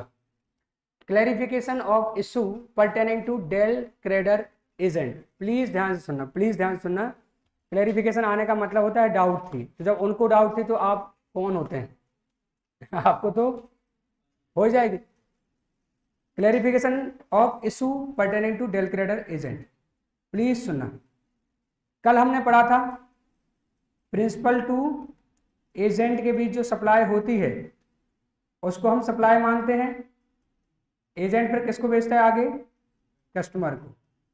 तो प्रिंसिपल ने गुड्स एजेंट के पास भेजा, एजेंट ने गुड्स किसके पास भेजा? कस्टमर के पास भेजा। तो हम कब मानेंगे कि प्रिंसिपल और एजेंट के बीच भी सप्लाई हुई है? जब एजेंट जब कस्टमर को भेज रहा है तो वो इनवॉइस किसके नाम से बनाए? अपने नाम से बनाए, एजेंट के नाम से बनाए। जिनने कल नहीं ज्वाइन किया 1 मिनट बस सुन लें तो यहाँ से कनेक्ट कर सकते हैं, क्योंकि है इंटर का कॉन्सेप्ट। प्रिंसिपल एजेंट के पास गुड्स भेजता है, एजेंट प्रिंसिपल के भेजे हुए गुड्स कस्टमर को भेजता है। एक तरीका ये हो सकता है एजेंट जब बिल बनाए तो प्रिंसिपल के नाम पे बनाए कि प्रिंसिपल कस्टमर को बेच रहा है, पहला। दूसरा तरीका ये हो सकता है कि एजेंट बिल बनाए अपने नाम पे कि मैं कस्टमर तुम्हें बेच रहा हूं। अगर एजेंट ऐसा बोलता है कि मैं तुम्हें बेच रहा हूं, मेरे नाम से बिल ले जाओ, तो इसका एक मीनिंग निकलता है कि फिर एजेंट ने खरीदा होगा। तो किससे खरीदा होगा? प्रिंसिपल से खरीदा होगा। तो एजेंट अगर फर्दर सप्लाई अपने नाम पे करता है तो जो प्रिंसिपल ने एजेंट को सामान दिया है वो भी सप्लाई माना जाएगा। फिर 2 सप्लाई बन जाएंगे, principal to agent, agent to customer. और अगर एजेंट बेचते समय सीधा प्रिंसिपल के नाम से बिल बनाता है तो एक ही सप्लाई मानी जाएगी, प्रिंसिपल टू कस्टमर। क्या कोई डाउट? बस इसी बेस पे 3 क्वेश्चन इन्होंने रेज करे हैं। अच्छे पॉइंट हैं, हमें समझना है। अच्छे मतलब कठिन नहीं होते, अच्छे मतलब पूछे जाने योग्य होते हैं, एग्जाम में पूछे जा सकते हैं, एमसीक्यू में पूछे जा सकते हैं। तो अब शुरू करते हैं हम इसको कि आखिर डेल क्रेडर एजेंट क्या होता है। डेल क्रेडर एजेंट ऐसा एजेंट होता है जो ये बोलता है कि प्रिंसिपल मैं आपका सामान बिकवा दूंगा, और अगर उधार भी बिका तो मैं इस बात की भी गारंटी लूंगा कि आपका पूरा पैसा रिकवर हो जाए। इनकेस पैसा डूबता है तो मैं आपको पैसे दे दूंगा। ये बात हमने फाउंडेशन सीपीटी में पढ़ी हुई है कि डेल क्रेडर कमीशन हम पढ़ते थे। जब हम डेल क्रेडर कमीशन देते हैं एजेंट को तो वेडेड होने की रिस्क किसकी हो जाती है? एजेंट की हो जाती है। मतलब हम एजेंट को बोलते हैं कि हम तुम्हें मोटी कमीशन दे रहे हैं, अब तुम जिसको बेचना चाहो बेचो, पैसे निकाल के ले आना। जिसको बेचना है बेचो, हम तुम्हें अच्छी कमीशन देंगे, ठीक है। तो तुम कमीशन लेने के लिए तो एजेंट उधार बेचने लगेगा, उधार बेचेगा तो ज्यादा बिकेगा। तो बचने के लिए प्रिंसिपल क्या करता है कि हम तुम्हें कमीशन दे रहे हैं, उधार बेचना है उधार बेचो, नगद बेचना नगद बेचो, पैसे हम किससे लेंगे? तुमसे लेंगे। अगर रिकवरी नहीं होती है तो ऐसे एजेंट को हम बोलते हैं डेल क्रेडर एजेंट। क्या कहीं से इस बात से ये संबंध बनता है कि डेल क्रेडर एजेंट अपने नाम से आगे बेचता है? बेचता वो प्रिंसिपल के नाम से ही है। अगर वो प्रिंसिपल के नाम से बेचता है तो वो पैरा 3 के लिए एजेंट नहीं बनेगा। अगर वो अपने नाम से बेचता है तो वो पैरा 3 के लिए एजेंट बनेगा। पैरा 3 के लिए एजेंट बनने का मतलब है कि एजेंट अपने नाम से बिल इशू करता है, और अब प्रिंसिपल और एजेंट के बीच की सप्लाई को हम सप्लाई बोलेंगे। क्या ये बात कंक्लूडेड है? मान लो मैं यहां से क्वेश्चन आंसर शुरू हो रहे हैं, ये तो मैंने एक रिवीजन दे दिया। पहला सवाल ये है, वेदर, ये सवाल है, ठीक है, और इसका क्लैरिफिकेशन है। और जितने क्लैरिफिकेशन हैं बिल्कुल मॉड्यूल के बाहर लिख लो, क्लैरिफिकेशन इंपोर्टेंट हैं, ओके। तो whether are del credere agent falls under the ambit of agent under para 3 of schedule 1। क्या उसको हम वो वाला एजेंट माने जहां प्रिंसिपल एजेंट के बीच सप्लाई को सप्लाई माना जाएगा? मतलब पैरा 3 में फॉल हो रहा है, इसका मतलब वो वाला एजेंट बन गया कि अब प्रिंसिपल एजेंट के बीच सप्लाई मानेंगे और वो अपने नाम से बिल बनाता है। सवाल फिर से पूछ रहा हूं, क्या DCA del credere agent para 3 वाला एजेंट होता है? तो हम बोलेंगे इसका आंसर ऐसे नहीं हो सकता। इसका आंसर इस बात पर डिपेंड करता है कि वो इनवॉइस अपने नाम से देता है या नहीं देता। ये इसका आंसर हो गया। यानी by default DCA del credere agent by default para 3 का एजेंट नहीं बनता। ये है answer. So as already clarified by circular number 5731 जो भी है, not whether or not that DCA will fall under the ambit of agent under para 3 of schedule 1 depends on the following possible scenarios. In case where invoice for supply of goods is issued by supplier to the customer either himself or through DCA, the DCA does not fall under the ambit of agent. बोले supplier क्या लिखा है? In case where the invoice for supply of goods is issued by supplier to the customer, इधर himself और through DCA. बोले supplier issue कर रहा है कस्टमर को इनवॉइस, सप्लायर मतलब प्रिंसिपल, तो फिर एजेंट का बीच में नाम नहीं आ रहा है तो वो एजेंट इस पर्पज से माना नहीं जाएगा। लेकिन अगर क्या होता है, in case where the invoice for supply of goods is issued by the DCA in his own name, the DCA would fall under the ambit of agent, तो फिर वो एजेंट बन जाएगा इस वाले पैरा 3 के लिए। क्या बात आप अच्छे से समझ रहे हैं? ठीक है। दूसरा सवाल और अच्छा है, आपको थोड़ा ज़्यादा लॉजिकल चीज़ें सीखने मिलेंगी इस पॉइंट में।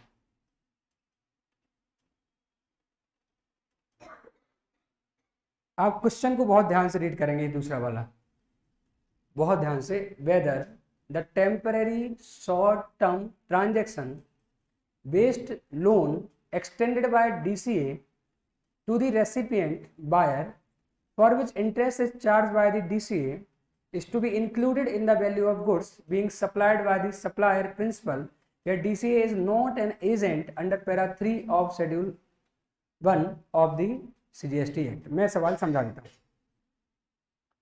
मैं प्रिंसिपल, आप एजेंट, ए कस्टमर, आप हैं डील क्रेडिटर एजेंट, और आप पैरा 3 वाले मेरे एजेंट नहीं हैं, मतलब बिल आपके नाम पे इशू नहीं हो रहा, बिल मेरे नाम पे इशू हो रहा है, एक कस्टमर। इन्होंने मेरा पेमेंट नहीं दिया, कौन देगा पेमेंट? बिल्कुल प्रैक्टिकल समझते जाना।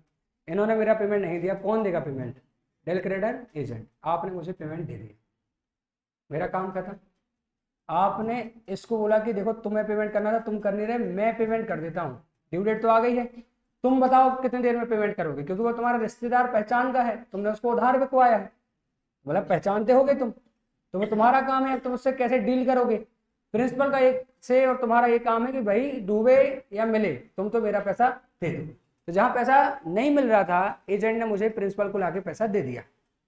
एजेंट ने अब उसको बोला कि कितना टाइम लगेगा आपको पैसा देने में? इसने बोला कि 2 महीने और लग जाएंगे सर हमें पैसा देने में। बोले 2 महीने का लगेगा ब्याज। तो जो हमें टेम्परेरी फाइनेंस कर रहे हैं ना 2 महीने का, अपनी तरफ से कर रहे हैं, प्रिंसिपल को तो हमने अपनी जेब से पैसा दे दिया, तुम्हारा पैसा जो तुम्हें देना था वो हमने दिया है प्रिंसिपल को। एक तरीके से हम तुम्हें क्या कर रहे हैं, फाइनेंस कर रहे हैं, तुम 2 महीने बाद दे देना, लेकिन ब्याज भी देना होगा। क्या सिचुएशन समझ आई? सवाल ये है, क्या जो ब्याज कस्टमर देगा किसको? प्रिंसिपल को या एजेंट को? प्रिंसिपल को या एजेंट को? एजेंट को, फॉर टेम्परेरी फाइनेंसिंग। क्या वो ब्याज जो कंसिडरेशन है वो सप्लाई ऑफ गुड्स के कंसिडरेशन का पार्ट बन जाएगा? क्या ऐसा माना जाएगा 1 लाख का सामान दिया गया था और 1000 का ब्याज हो गया, तो क्या सप्लाई ऑफ गुड्स 1 लाख 1000 की मानी जाएगी?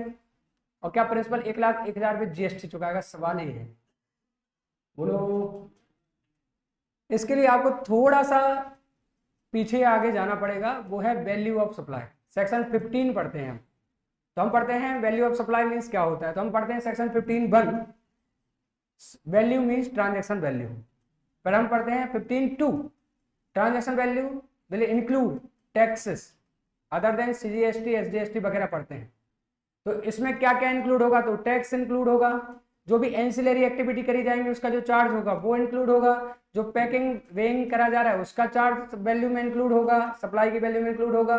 और आपने एक पॉइंट और पढ़ा हुआ है कि अगर डिले इन पेमेंट कर दिया जाए तो उसका चार्ज भी वैल्यू में इंक्लूड होगा, वैल्यू ऑफ सप्लाई में इंक्लूड होगा। मैं आपको दिखा देता हूँ, 1 मिनट कहीं पे, यहाँ तो लेगा नहीं, 1 मिनट रुकना ना, थोड़ा सा दिखा देता हूँ, बहुत ज़रूरी है, नहीं तो वो कॉन्सेप्ट फिर नहीं आपको याद आएगा। ये इंटर के नोट्स हैं, लेकिन आपको तो सेक्शन 15 देखना है, बस 2 मिनट देख लो। ये है सेक्शन 15 बताता है कि वैल्यू में क्या इंक्लूड होगा, है ना। वैल्यू ऑफ सप्लाई तो सेक्शन 15 होता है, तो वैल्यू ऑफ सप्लाई में होता है, value of supply means transaction value that is the amount paid और पेबल दैट सप्लायर रेसिपिएंट, जो भी कहानी है। फिर आगे लिखा रहता है कि वैल्यू में इंक्लूड क्या होगा, तो value will be the transaction value, और ये सब इंक्लूड होगा। बस 1 मिनट देख, वैल्यू में इंक्लूड होगा टैक्स, जैसे एक्साइज, अगर एक्साइज लगता है टोबैको पे तो पहले एक्साइज लगेगा फिर जीएसटी लगेगा, समझ रहे हैं आप बात को। Liability of supplier paid by recipient, ये पढ़ा है आपने, छोड़ो। इंसिडेंशियल एक्सपेंसेस, पैकेजिंग के खर्चे, ठीक है, ट्रांसपोर्टेशन के खर्चे, वे करने के खर्चे, वजन करने के खर्चे, ये सब इंक्लूड होते हैं। फिर इंटरेस्ट और चार्जेस फॉर डिले कंसिडरेशन, अगर कंसिडरेशन डिले हो जाता है तो वो चार्जेस भी वैल्यू में ऐड कर दिए जाते हैं। और आखिरी है subsidy except from central government और स्टेट गवर्नमेंट, जो भी सब्सिडी, ये तो मैंने आपको पढ़ाया भी है। एक consideration include any amount paid by any other person, subsidy भी इंक्लूड होती है, बस सेंट्रल और स्टेट गवर्नमेंट की सब्सिडी ना हो। तो आपकी बात समझ आ रहा है कि चार्जेस यानी इंटरेस्ट वैल्यू का पार्ट बनते हैं। प्लीज थोड़ा ध्यान से, काफी 2-3 चैप्टर रेफरेंस आ रहे हैं, लेकिन हम उसको वहां छोड़ देंगे तो आपको नहीं समझ आएगा, हमें समझना ही पड़ेगा। फिर से सुन लो, फिर से सुन लो, आराम से सुन लो, कोई जल्दबाजी नहीं है।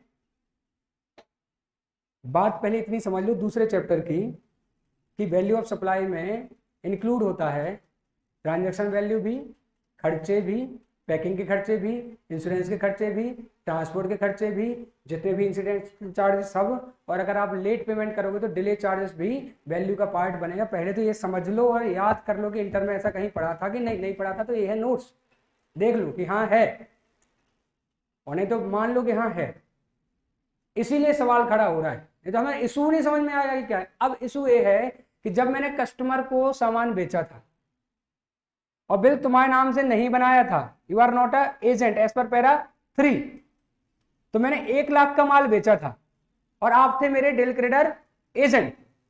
अब कस्टमर पेमेंट नहीं कर रहा है, 3 महीने की क्रेडिट थी, मैंने आपसे बोला पैसे लाओ, आपने मुझे 1 लाख रुपए दिए, आपने कस्टमर से बात करी कि यार तुमको मैंने उधार बेचा था, क्यों पेमेंट नहीं कर रहा है? उन्होंने बोला 2 महीने बाद दे दूंगा। आपने बोला 2 महीने के 2000 रुपए ब्याज लगेंगे, उसने बोला ठीक है मैं आपको दे दूंगा। अब वो 2000 रुपए देता है किसको? एजेंट को। क्या एजेंट मुझे देगा? सवाल क्या है? सवाल ये है कि क्या ये amount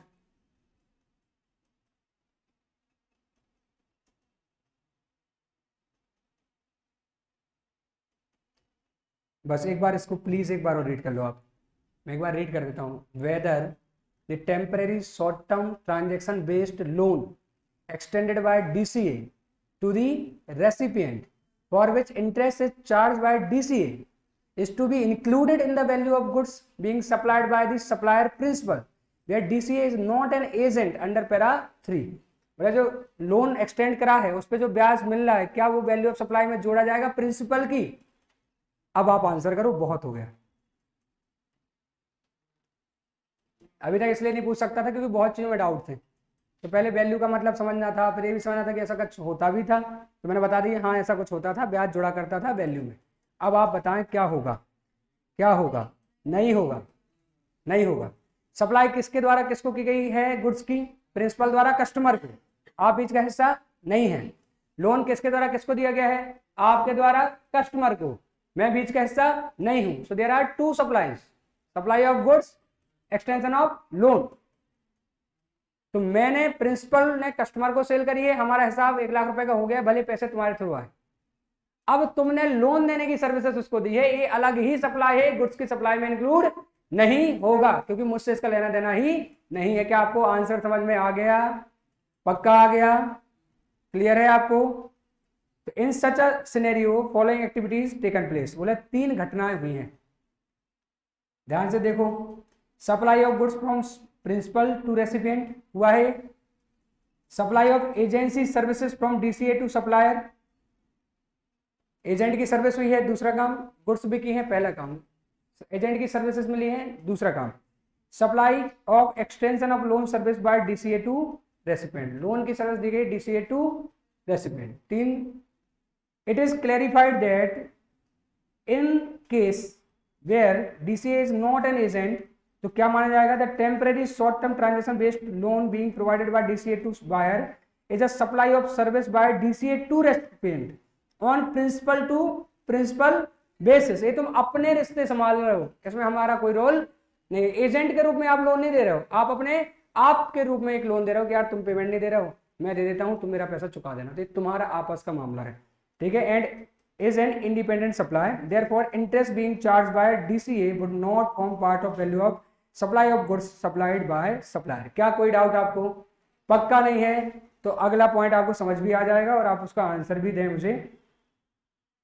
Where DCA is an agent under para 3, मतलब उसने बिल खुद के नाम से बनाया। ये बहुत गजब एग्जांपल है, एक बार में करेक्ट आंसर देना, भले टाइम ले लेना। Where DCA is an agent under para 3 of Schedule 1 of CGST Act and makes payment to the principal on behalf of the buyer। ऐसा कब होगा? प्रिंसिपल ने गुड्स एजेंट को दी हैं, एजेंट ने गुड्स कस्टमर को दी हैं। बिल किसके नाम से बना है? एजेंट के नाम से, क्योंकि पैरा 3 के हिसाब से एजेंट बन रहा है, ऐसा उन्होंने साफ साफ बोला। तो ये बात हमारे बीच की है, कस्टमर ने पैसा नहीं दिया है, इसीलिए क्या हुआ है, एजेंट ने क्या किया है, and makes payment to the, किसको पेमेंट कर रहा है वो? Principal on behalf of the buyer. मतलब बायर ने अभी तक पेमेंट नहीं दिया है, तो भाई मैंने सामान तुम्हें दिया, तुमने उसको दिया, भले तुमने अपने नाम से दिया, ये मुद्दा दूसरा है। पैसे तो दो, 3 महीने हो गए हैं, अगर कस्टमर नहीं दे रहा है तो तुम मुझे पैसे दो। तो यहाँ एजेंट ने मुझे पैसे दिए। And charges interest to the buyer. अब वो बायर से क्या कर रहा है? ब्याज चार्ज कर रहा है कि यार तुमने लेट कर दिया, कितना टाइम में दोगे? बोले 2 महीने बाद दूंगा। And charges interest to the buyer for delayed payment along with the value of goods being supplied. मतलब पैसे भी दे देना और 2 महीने का ब्याज भी देना, क्योंकि बायर ने तो अभी तक कुछ दिया ही नहीं है। Whether the interest will form a part of value of supply of goods also or not। आप ही सवाल समझो, आप ही जवाब समझो, बिना आंसर पढ़े जवाब देना। किसी ने आंसर पढ़ लिया हो तो प्लीज आंसर मत देना, क्योंकि मैं चाह रहा हूं तुम्हारा ओपिनियन क्या है। आधा मिनट का टाइम दे रहा हूं, सोच लो, अच्छे सोच लो।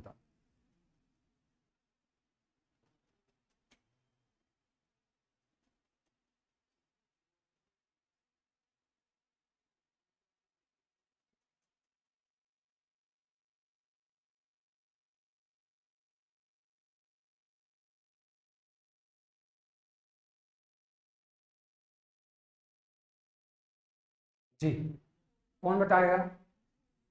जो लोग बताए, हाँ होगा, एक्सप्लेन करना है।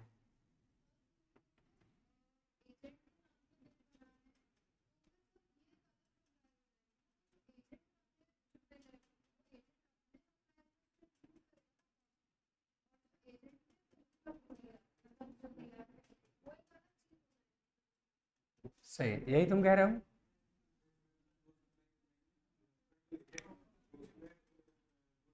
ठीक है, करेक्ट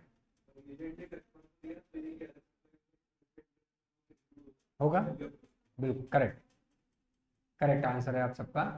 देखो, 2 सप्लाई हो गई, प्रिंसिपल ने एजेंट को दिया, एजेंट ने कस्टमर को। ऐसे शुरू करते, एजेंट ने अपने नाम से बिल दिया, एक सप्लाई गुड्स की ये हुई है, एक सप्लाई गुड्स की प्रिंसिपल टू एजेंट हो गई। अब एजेंट और प्रिंसिपल ने अपना पैसा वैसा दे के निपटा लिया। अब रह गया एजेंट और कस्टमर के बीच की सप्लाई, उसका डिले हो रहा है, उसी पे चार्ज लग रहा है। तो एजेंट और कस्टमर का पैसा आना बाकी है, उसी पे ब्याज आना बाकी है, तो वो दोनों इंक्लूड हो जाएंगे और वैल्यू ऑफ सप्लाई बन जाएगी जो एजेंट ने किसको दिया है? कस्टमर को दिया है। वेरी गुड, ठीक है, तो एक खत्म हो गया क्लैरिफिकेशन, बस एक खत्म हो। 2 पॉइंट और उन्होंने बोले थे, बड़े सड़े सड़े से पॉइंट, आप बताना इसका आंसर। बोले थे बाय 1 गेट 1 फ्री का ऑफर जो होता है, ये 2 आखिरी पॉइंट है इस चैप्टर के ना। क्या फ्री सैंपल को भी हम सप्लाई मानेंगे? तो उन्होंने बोला नहीं मानेंगे, थोड़ा डिस्प्यूटेड मुद्दा है, बाद में समझाऊंगा। बाय 1 गेट 1 फ्री ऑफर के केस में क्या हम ऐसा मानेंगे विदाउट कंसिडरेशन एक शर्ट चली गई है, जब एक शर्ट के साथ एक शर्ट फ्री होगी तो क्या हम मानेंगे एक शर्ट बिकी है, एक शर्ट विदाउट कंसिडरेशन गई है? नहीं, तो बोले ऐसा नहीं है, बाय 1 गेट 1 फ्री का मतलब फ्री नहीं होता, उसका ये मतलब होता है कि जो 2 कपड़े गए हैं उसकी कीमत इतनी है। तो अगर मान लो 500 रुपए की शर्ट दे रहे हैं, ठीक है, और क्या लिखा है? बाय 1 गेट 1 फ्री, तो इसका मतलब ये है कि 500 रुपए कंसिडरेशन है for both the shirts. Okay, अब दोनों शर्ट हो सकते हैं, हो सकता है शर्ट हो उसके साथ पैंट हो, ठीक है, थोड़ा और कंफ्यूज कर रहा हूँ, शर्ट हो उसके साथ शूज हो सकता है। एक शर्ट लो, जूते जो चाहिए वो ले लो, है ना, अपने काम के हिसाब से।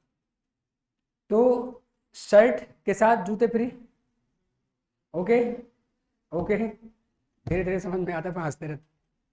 अब बताओ, क्या ये मिक्स और कॉम्पोजिट टाइप का कुछ नहीं हो गया? ये तो आप अपनी कहानी कुछ भी लिखे वहां मॉल के बाहर की एक के साथ एक फ्री है, ये हो गई आपकी कहानी। हम जब अंदर जाएंगे कस्टमर के एंगल से नहीं, ऑडिटर के एंगल से, टैक्स के ऑफिसर के एंगल से कि अच्छा ये सब हो रहा है आपके यहाँ, इसके साथ क्या दे रहे हो, बोले शर्ट के साथ जूते दे रहे हैं। हमने कहा इसको हम बोलते हैं या तो कॉम्पोजिट या मिक्स। हाँ, तो मतलब कुछ ना कुछ तो हो रहा है। तो हमें ये देखना है कि जो 500 है वो दोनों का पैसा है, और चूंकि सिंगल प्राइस है फॉर 2 और मोर सप्लाईज, तो ये कॉम्पोजिट या मिक्स में जाएगा। अब इस एग्जाम्पल में मिक्स बन रहा है, तो जिसकी हाईएस्ट रेट होगी वो लग जाएगी, ठीक है। और अगर एक कॉम्पोजिट बन जाता तो अलग, जो भी रेट लगनी होती वो लग जाती। तो हम पहला सवाल ये है कि क्या by one get one free के केस में एक प्रोडक्ट विदाउट कंसिडरेशन जा रहा है। हम कह रहे हैं बिल्कुल कोई भी प्रोडक्ट विदाउट कंसिडरेशन नहीं जा रहा है, single consideration is consideration for both the product. और फिर हम चेक करेंगे मिक्स है कॉम्पोजिट, उसके हिसाब से बात आगे बढ़ेगी। ऐसा हमें आंसर देना होता है, ठीक है। तो मैंने देखो लिखा है 2 और more individual supply where single price being charge for entire supply. तो हमें कॉम्पोजिट या मिक्स को देखना पड़ेगा क्या है। ओके ओके, एक पॉइंट और है। अरे पॉइंट बाई पॉइंट है ना, तो मैं क्या करूं, ढूंढ ढूंढ के सारे करा रहा हूं कि एक भी ऐसा ना मिल जाए जो आपने देखा ना हो, है ना। मैं ऐसा चाहता नहीं हूं। क्या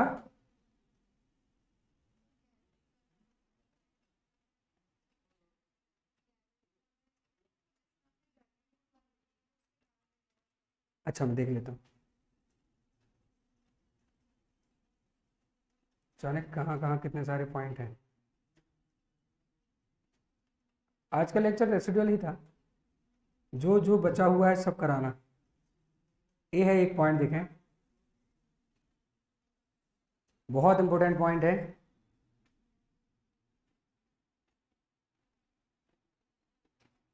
बस इसके बाद कुछ नहीं कराऊंगा, ठीक है चलो।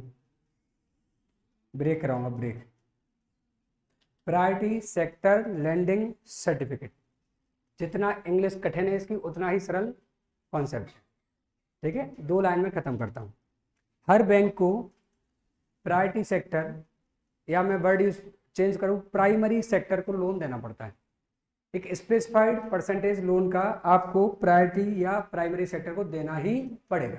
यानी हर बैंक को कुछ लोन एग्रीकल्चर के लिए, स्मॉल स्केल इंडस्ट्री के लिए देना ही पड़ेगा, नहीं तो आप आरबीआई की रिक्वायरमेंट है पूरी नहीं कर पाओगे।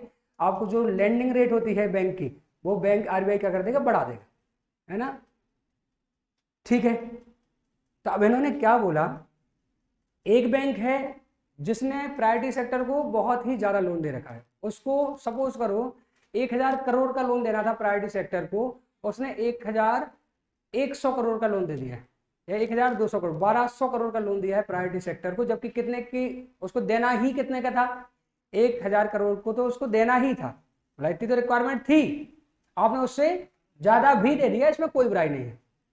ऐसी रिक्वायरमेंट क्यों लगाई गई होगी, क्योंकि हर कोई बचता है खेती के लिए लोन ना दें, क्योंकि वो क्या हो जाएगा, डूबेगा, फिर क्या हो जाएगा, उसको माफ कर दिया जाएगा, फिर वो पैसा कौन देगा बैंक को, सरकार। और सरकार जितना आसान दिखता है ना कि सरकार पैसे देगी, सरकार बहुत कई सालों में पैसे देती है। गवर्नमेंट कॉन्ट्रैक्ट की सबसे बुरी बात यह है, अच्छी बात है कि पैसा तो मिलेगा ही, बस एक ही बुरी बात है कि क्या पता कब। ठीक है, जो भी गवर्नमेंट के काम करते हैं वो अच्छे समझते होंगे, पैसा तो मिलता है क्योंकि सरकार से मिलना, कहाँ डूबेगा, है ना, सरकार डूब सकती है, पैसा मिलेगा, लेकिन कब मिलेगा इसका कोई गारंटी नहीं होती। तो ऐसा है, तो कोई भी ऐसे एग्रीकल्चर वगैरह के लिए, स्मॉल स्केल के लिए देना नहीं चाहता कि अनसिक्योर लोन रहेगा, डूब जाएगा, परेशानियां होंगी, नहीं देना चाहता। अब मैं बात समझा रहा हूँ, एक बैंक है जिसका 1000 करोड़ रुपए का उसको प्रायोरिटी सेक्टर को लोन देना था, उसने 1200 रुपए तक का, 1200 करोड़ तक का लोन दे दिया है। कितना ज्यादा दे दिया है, 200 करोड़। उसको आरबीआई एक सर्टिफिकेट बना के देगी, ठीक है, सर्टिफिकेट बना के देगी जिसका नाम होगा प्रायोरिटी सेक्टर लेंडिंग सर्टिफिकेट, कि इन्होंने 200 करोड़ रुपए की लेंडिंग एक्स्ट्रा कर दी है। क्या होगा इसका, अब जो बैंक अपनी रिक्वायरमेंट फुलफिल नहीं कर पाएगा, सपोज किसी दूसरे बैंक ने, सिमिलर बैंक ने 900 करोड़ रुपए का ही प्रायोरिटी सेक्टर को लोन दिया है, तो वो इस बैंक से 100 करोड़ का सर्टिफिकेट एक्वायर कर सकता है, कंपेंसेट कर सकता है। उसके बदले एक बैंक दूसरे को कह देगा पैसे कि आपके सर्टिफिकेट का 100 करोड़ मेरे नाम पे ट्रांसफर कर। आ रही बात समझ में, क्लियर है क्या आपको। तो यहां सेल हो रहा है, देख लें अच्छे से क्या सेल हो रहा है, ये priority sector lending certificate sale हो रहा है, और जब वैल्यू एडेड टैक्सेशन था तब इसके तरीके के ही सर्टिफिकेट को उन्होंने गुड्स माना था और उस पर वैट लगा करता था। तो उन्होंने बोला कि चूंकि इस पे वैट लगा ही करता था इस तरीके ट्रांजैक्शन पे, तो इस पे भी क्या लगेगा, वैट लगेगा और इसको भी किसमें इंक्लूड किया जाएगा, गुड्स में इंक्लूड किया जाएगा। आपको प्रायोरिटी सेक्टर लैंडिंग सर्टिफिकेट समझ में आ गया। प्रायोरिटी सेक्टर को लैंडिंग की है किसी ने एक्स्ट्रा, उसको एक सर्टिफिकेट मिल जाएगा, वो सर्टिफिकेट को बेच सकता है ऐसे बैंक को जिसने अपना प्रायोरिटी सेक्टर को देने वाले की रिक्वायरमेंट पूरी नहीं की है। कौन कहाँ पे बेचेंगे, बेचने के लिए ई कुबेर नाम की एक साइट होती है आरबीआई की, उस पर आप इसको बेच सकते हैं। किस पे बेच सकते हैं, ई कुबेर खजाना, आरबीआई के यहाँ तो खजाने के काम हो। तो ये हो गया मेरी तरफ से, आपको देखना हो तो RBI FAQs on PSLCs have construed PSLCs are in the nature of goods. तो इनको नेचर ऑफ गुड्स में बोला गया है, PSLCs आर नॉट सिक्योरिटीज। ठीक है, तो उन्होंने बोला है कि किस तरीके के हैं, जैसे रिन्यूएबल एनर्जी सर्टिफिकेट होते थे, मैं बता देता हूँ, ऐसे ही पहले होते थे रिन्यूएबल एनर्जी सर्टिफिकेट। इसका मीनिंग क्या होता है, इसका मीनिंग होता है ऐसे कोई भी इंस्टीट्यूशन जो रिन्यूएबल एनर्जी बनाते थे, मतलब जो विंड एनर्जी बनाते लाइट बनाते थे, ठीक है, ये सोलर से लाइट बनाते थे, उनको एक सर्टिफिकेट दिया जाता था कि आपने अच्छा काम किया, वो सर्टिफिकेट भी बेचा जा सकता था। ऐसे ही इसे भी बेचा जा सकता है। तो बोल रहे हैं कि जैसे पहले इन पे वेट लगता था वैसे ही अभी इन पे वेट लग जाएगा। सो अर्लियर इन पे क्या लगता था, देखिए मैंने जो अंडरलाइन करा है, क्या लगता था इस पे, वेट। इनको सप्लाई ऑफ गुड्स माना जाता था, अब भी इनको सप्लाई ऑफ गुड्स माना जाएगा। ठीक है, तो दो नाम मैंने बोले, primary sector priority sector lending certificate, और एक अभी अभी हमने पढ़ा रिन्यूएबल एनर्जी सर्टिफिकेट। इनको क्या माना जाएगा, गुड्स माना जाएगा। ठीक है, इसके ऊपर क्या लगेगा, GST लगेगा। लोन, लोन नहीं नहीं, लोन नहीं ट्रांसफर,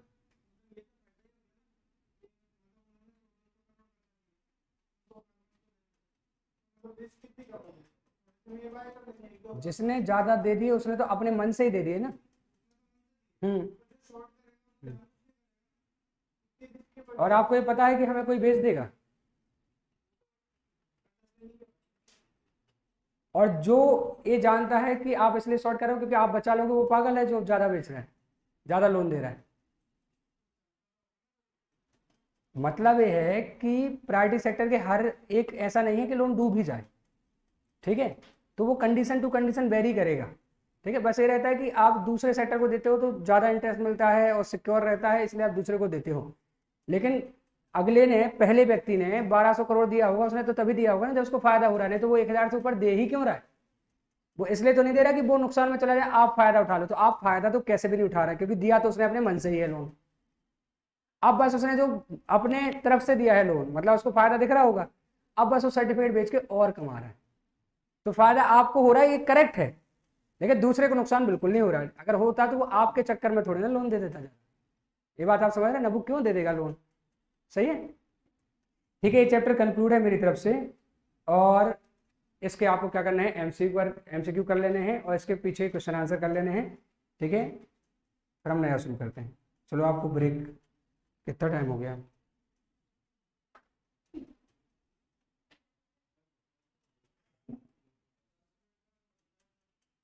हाँ बनता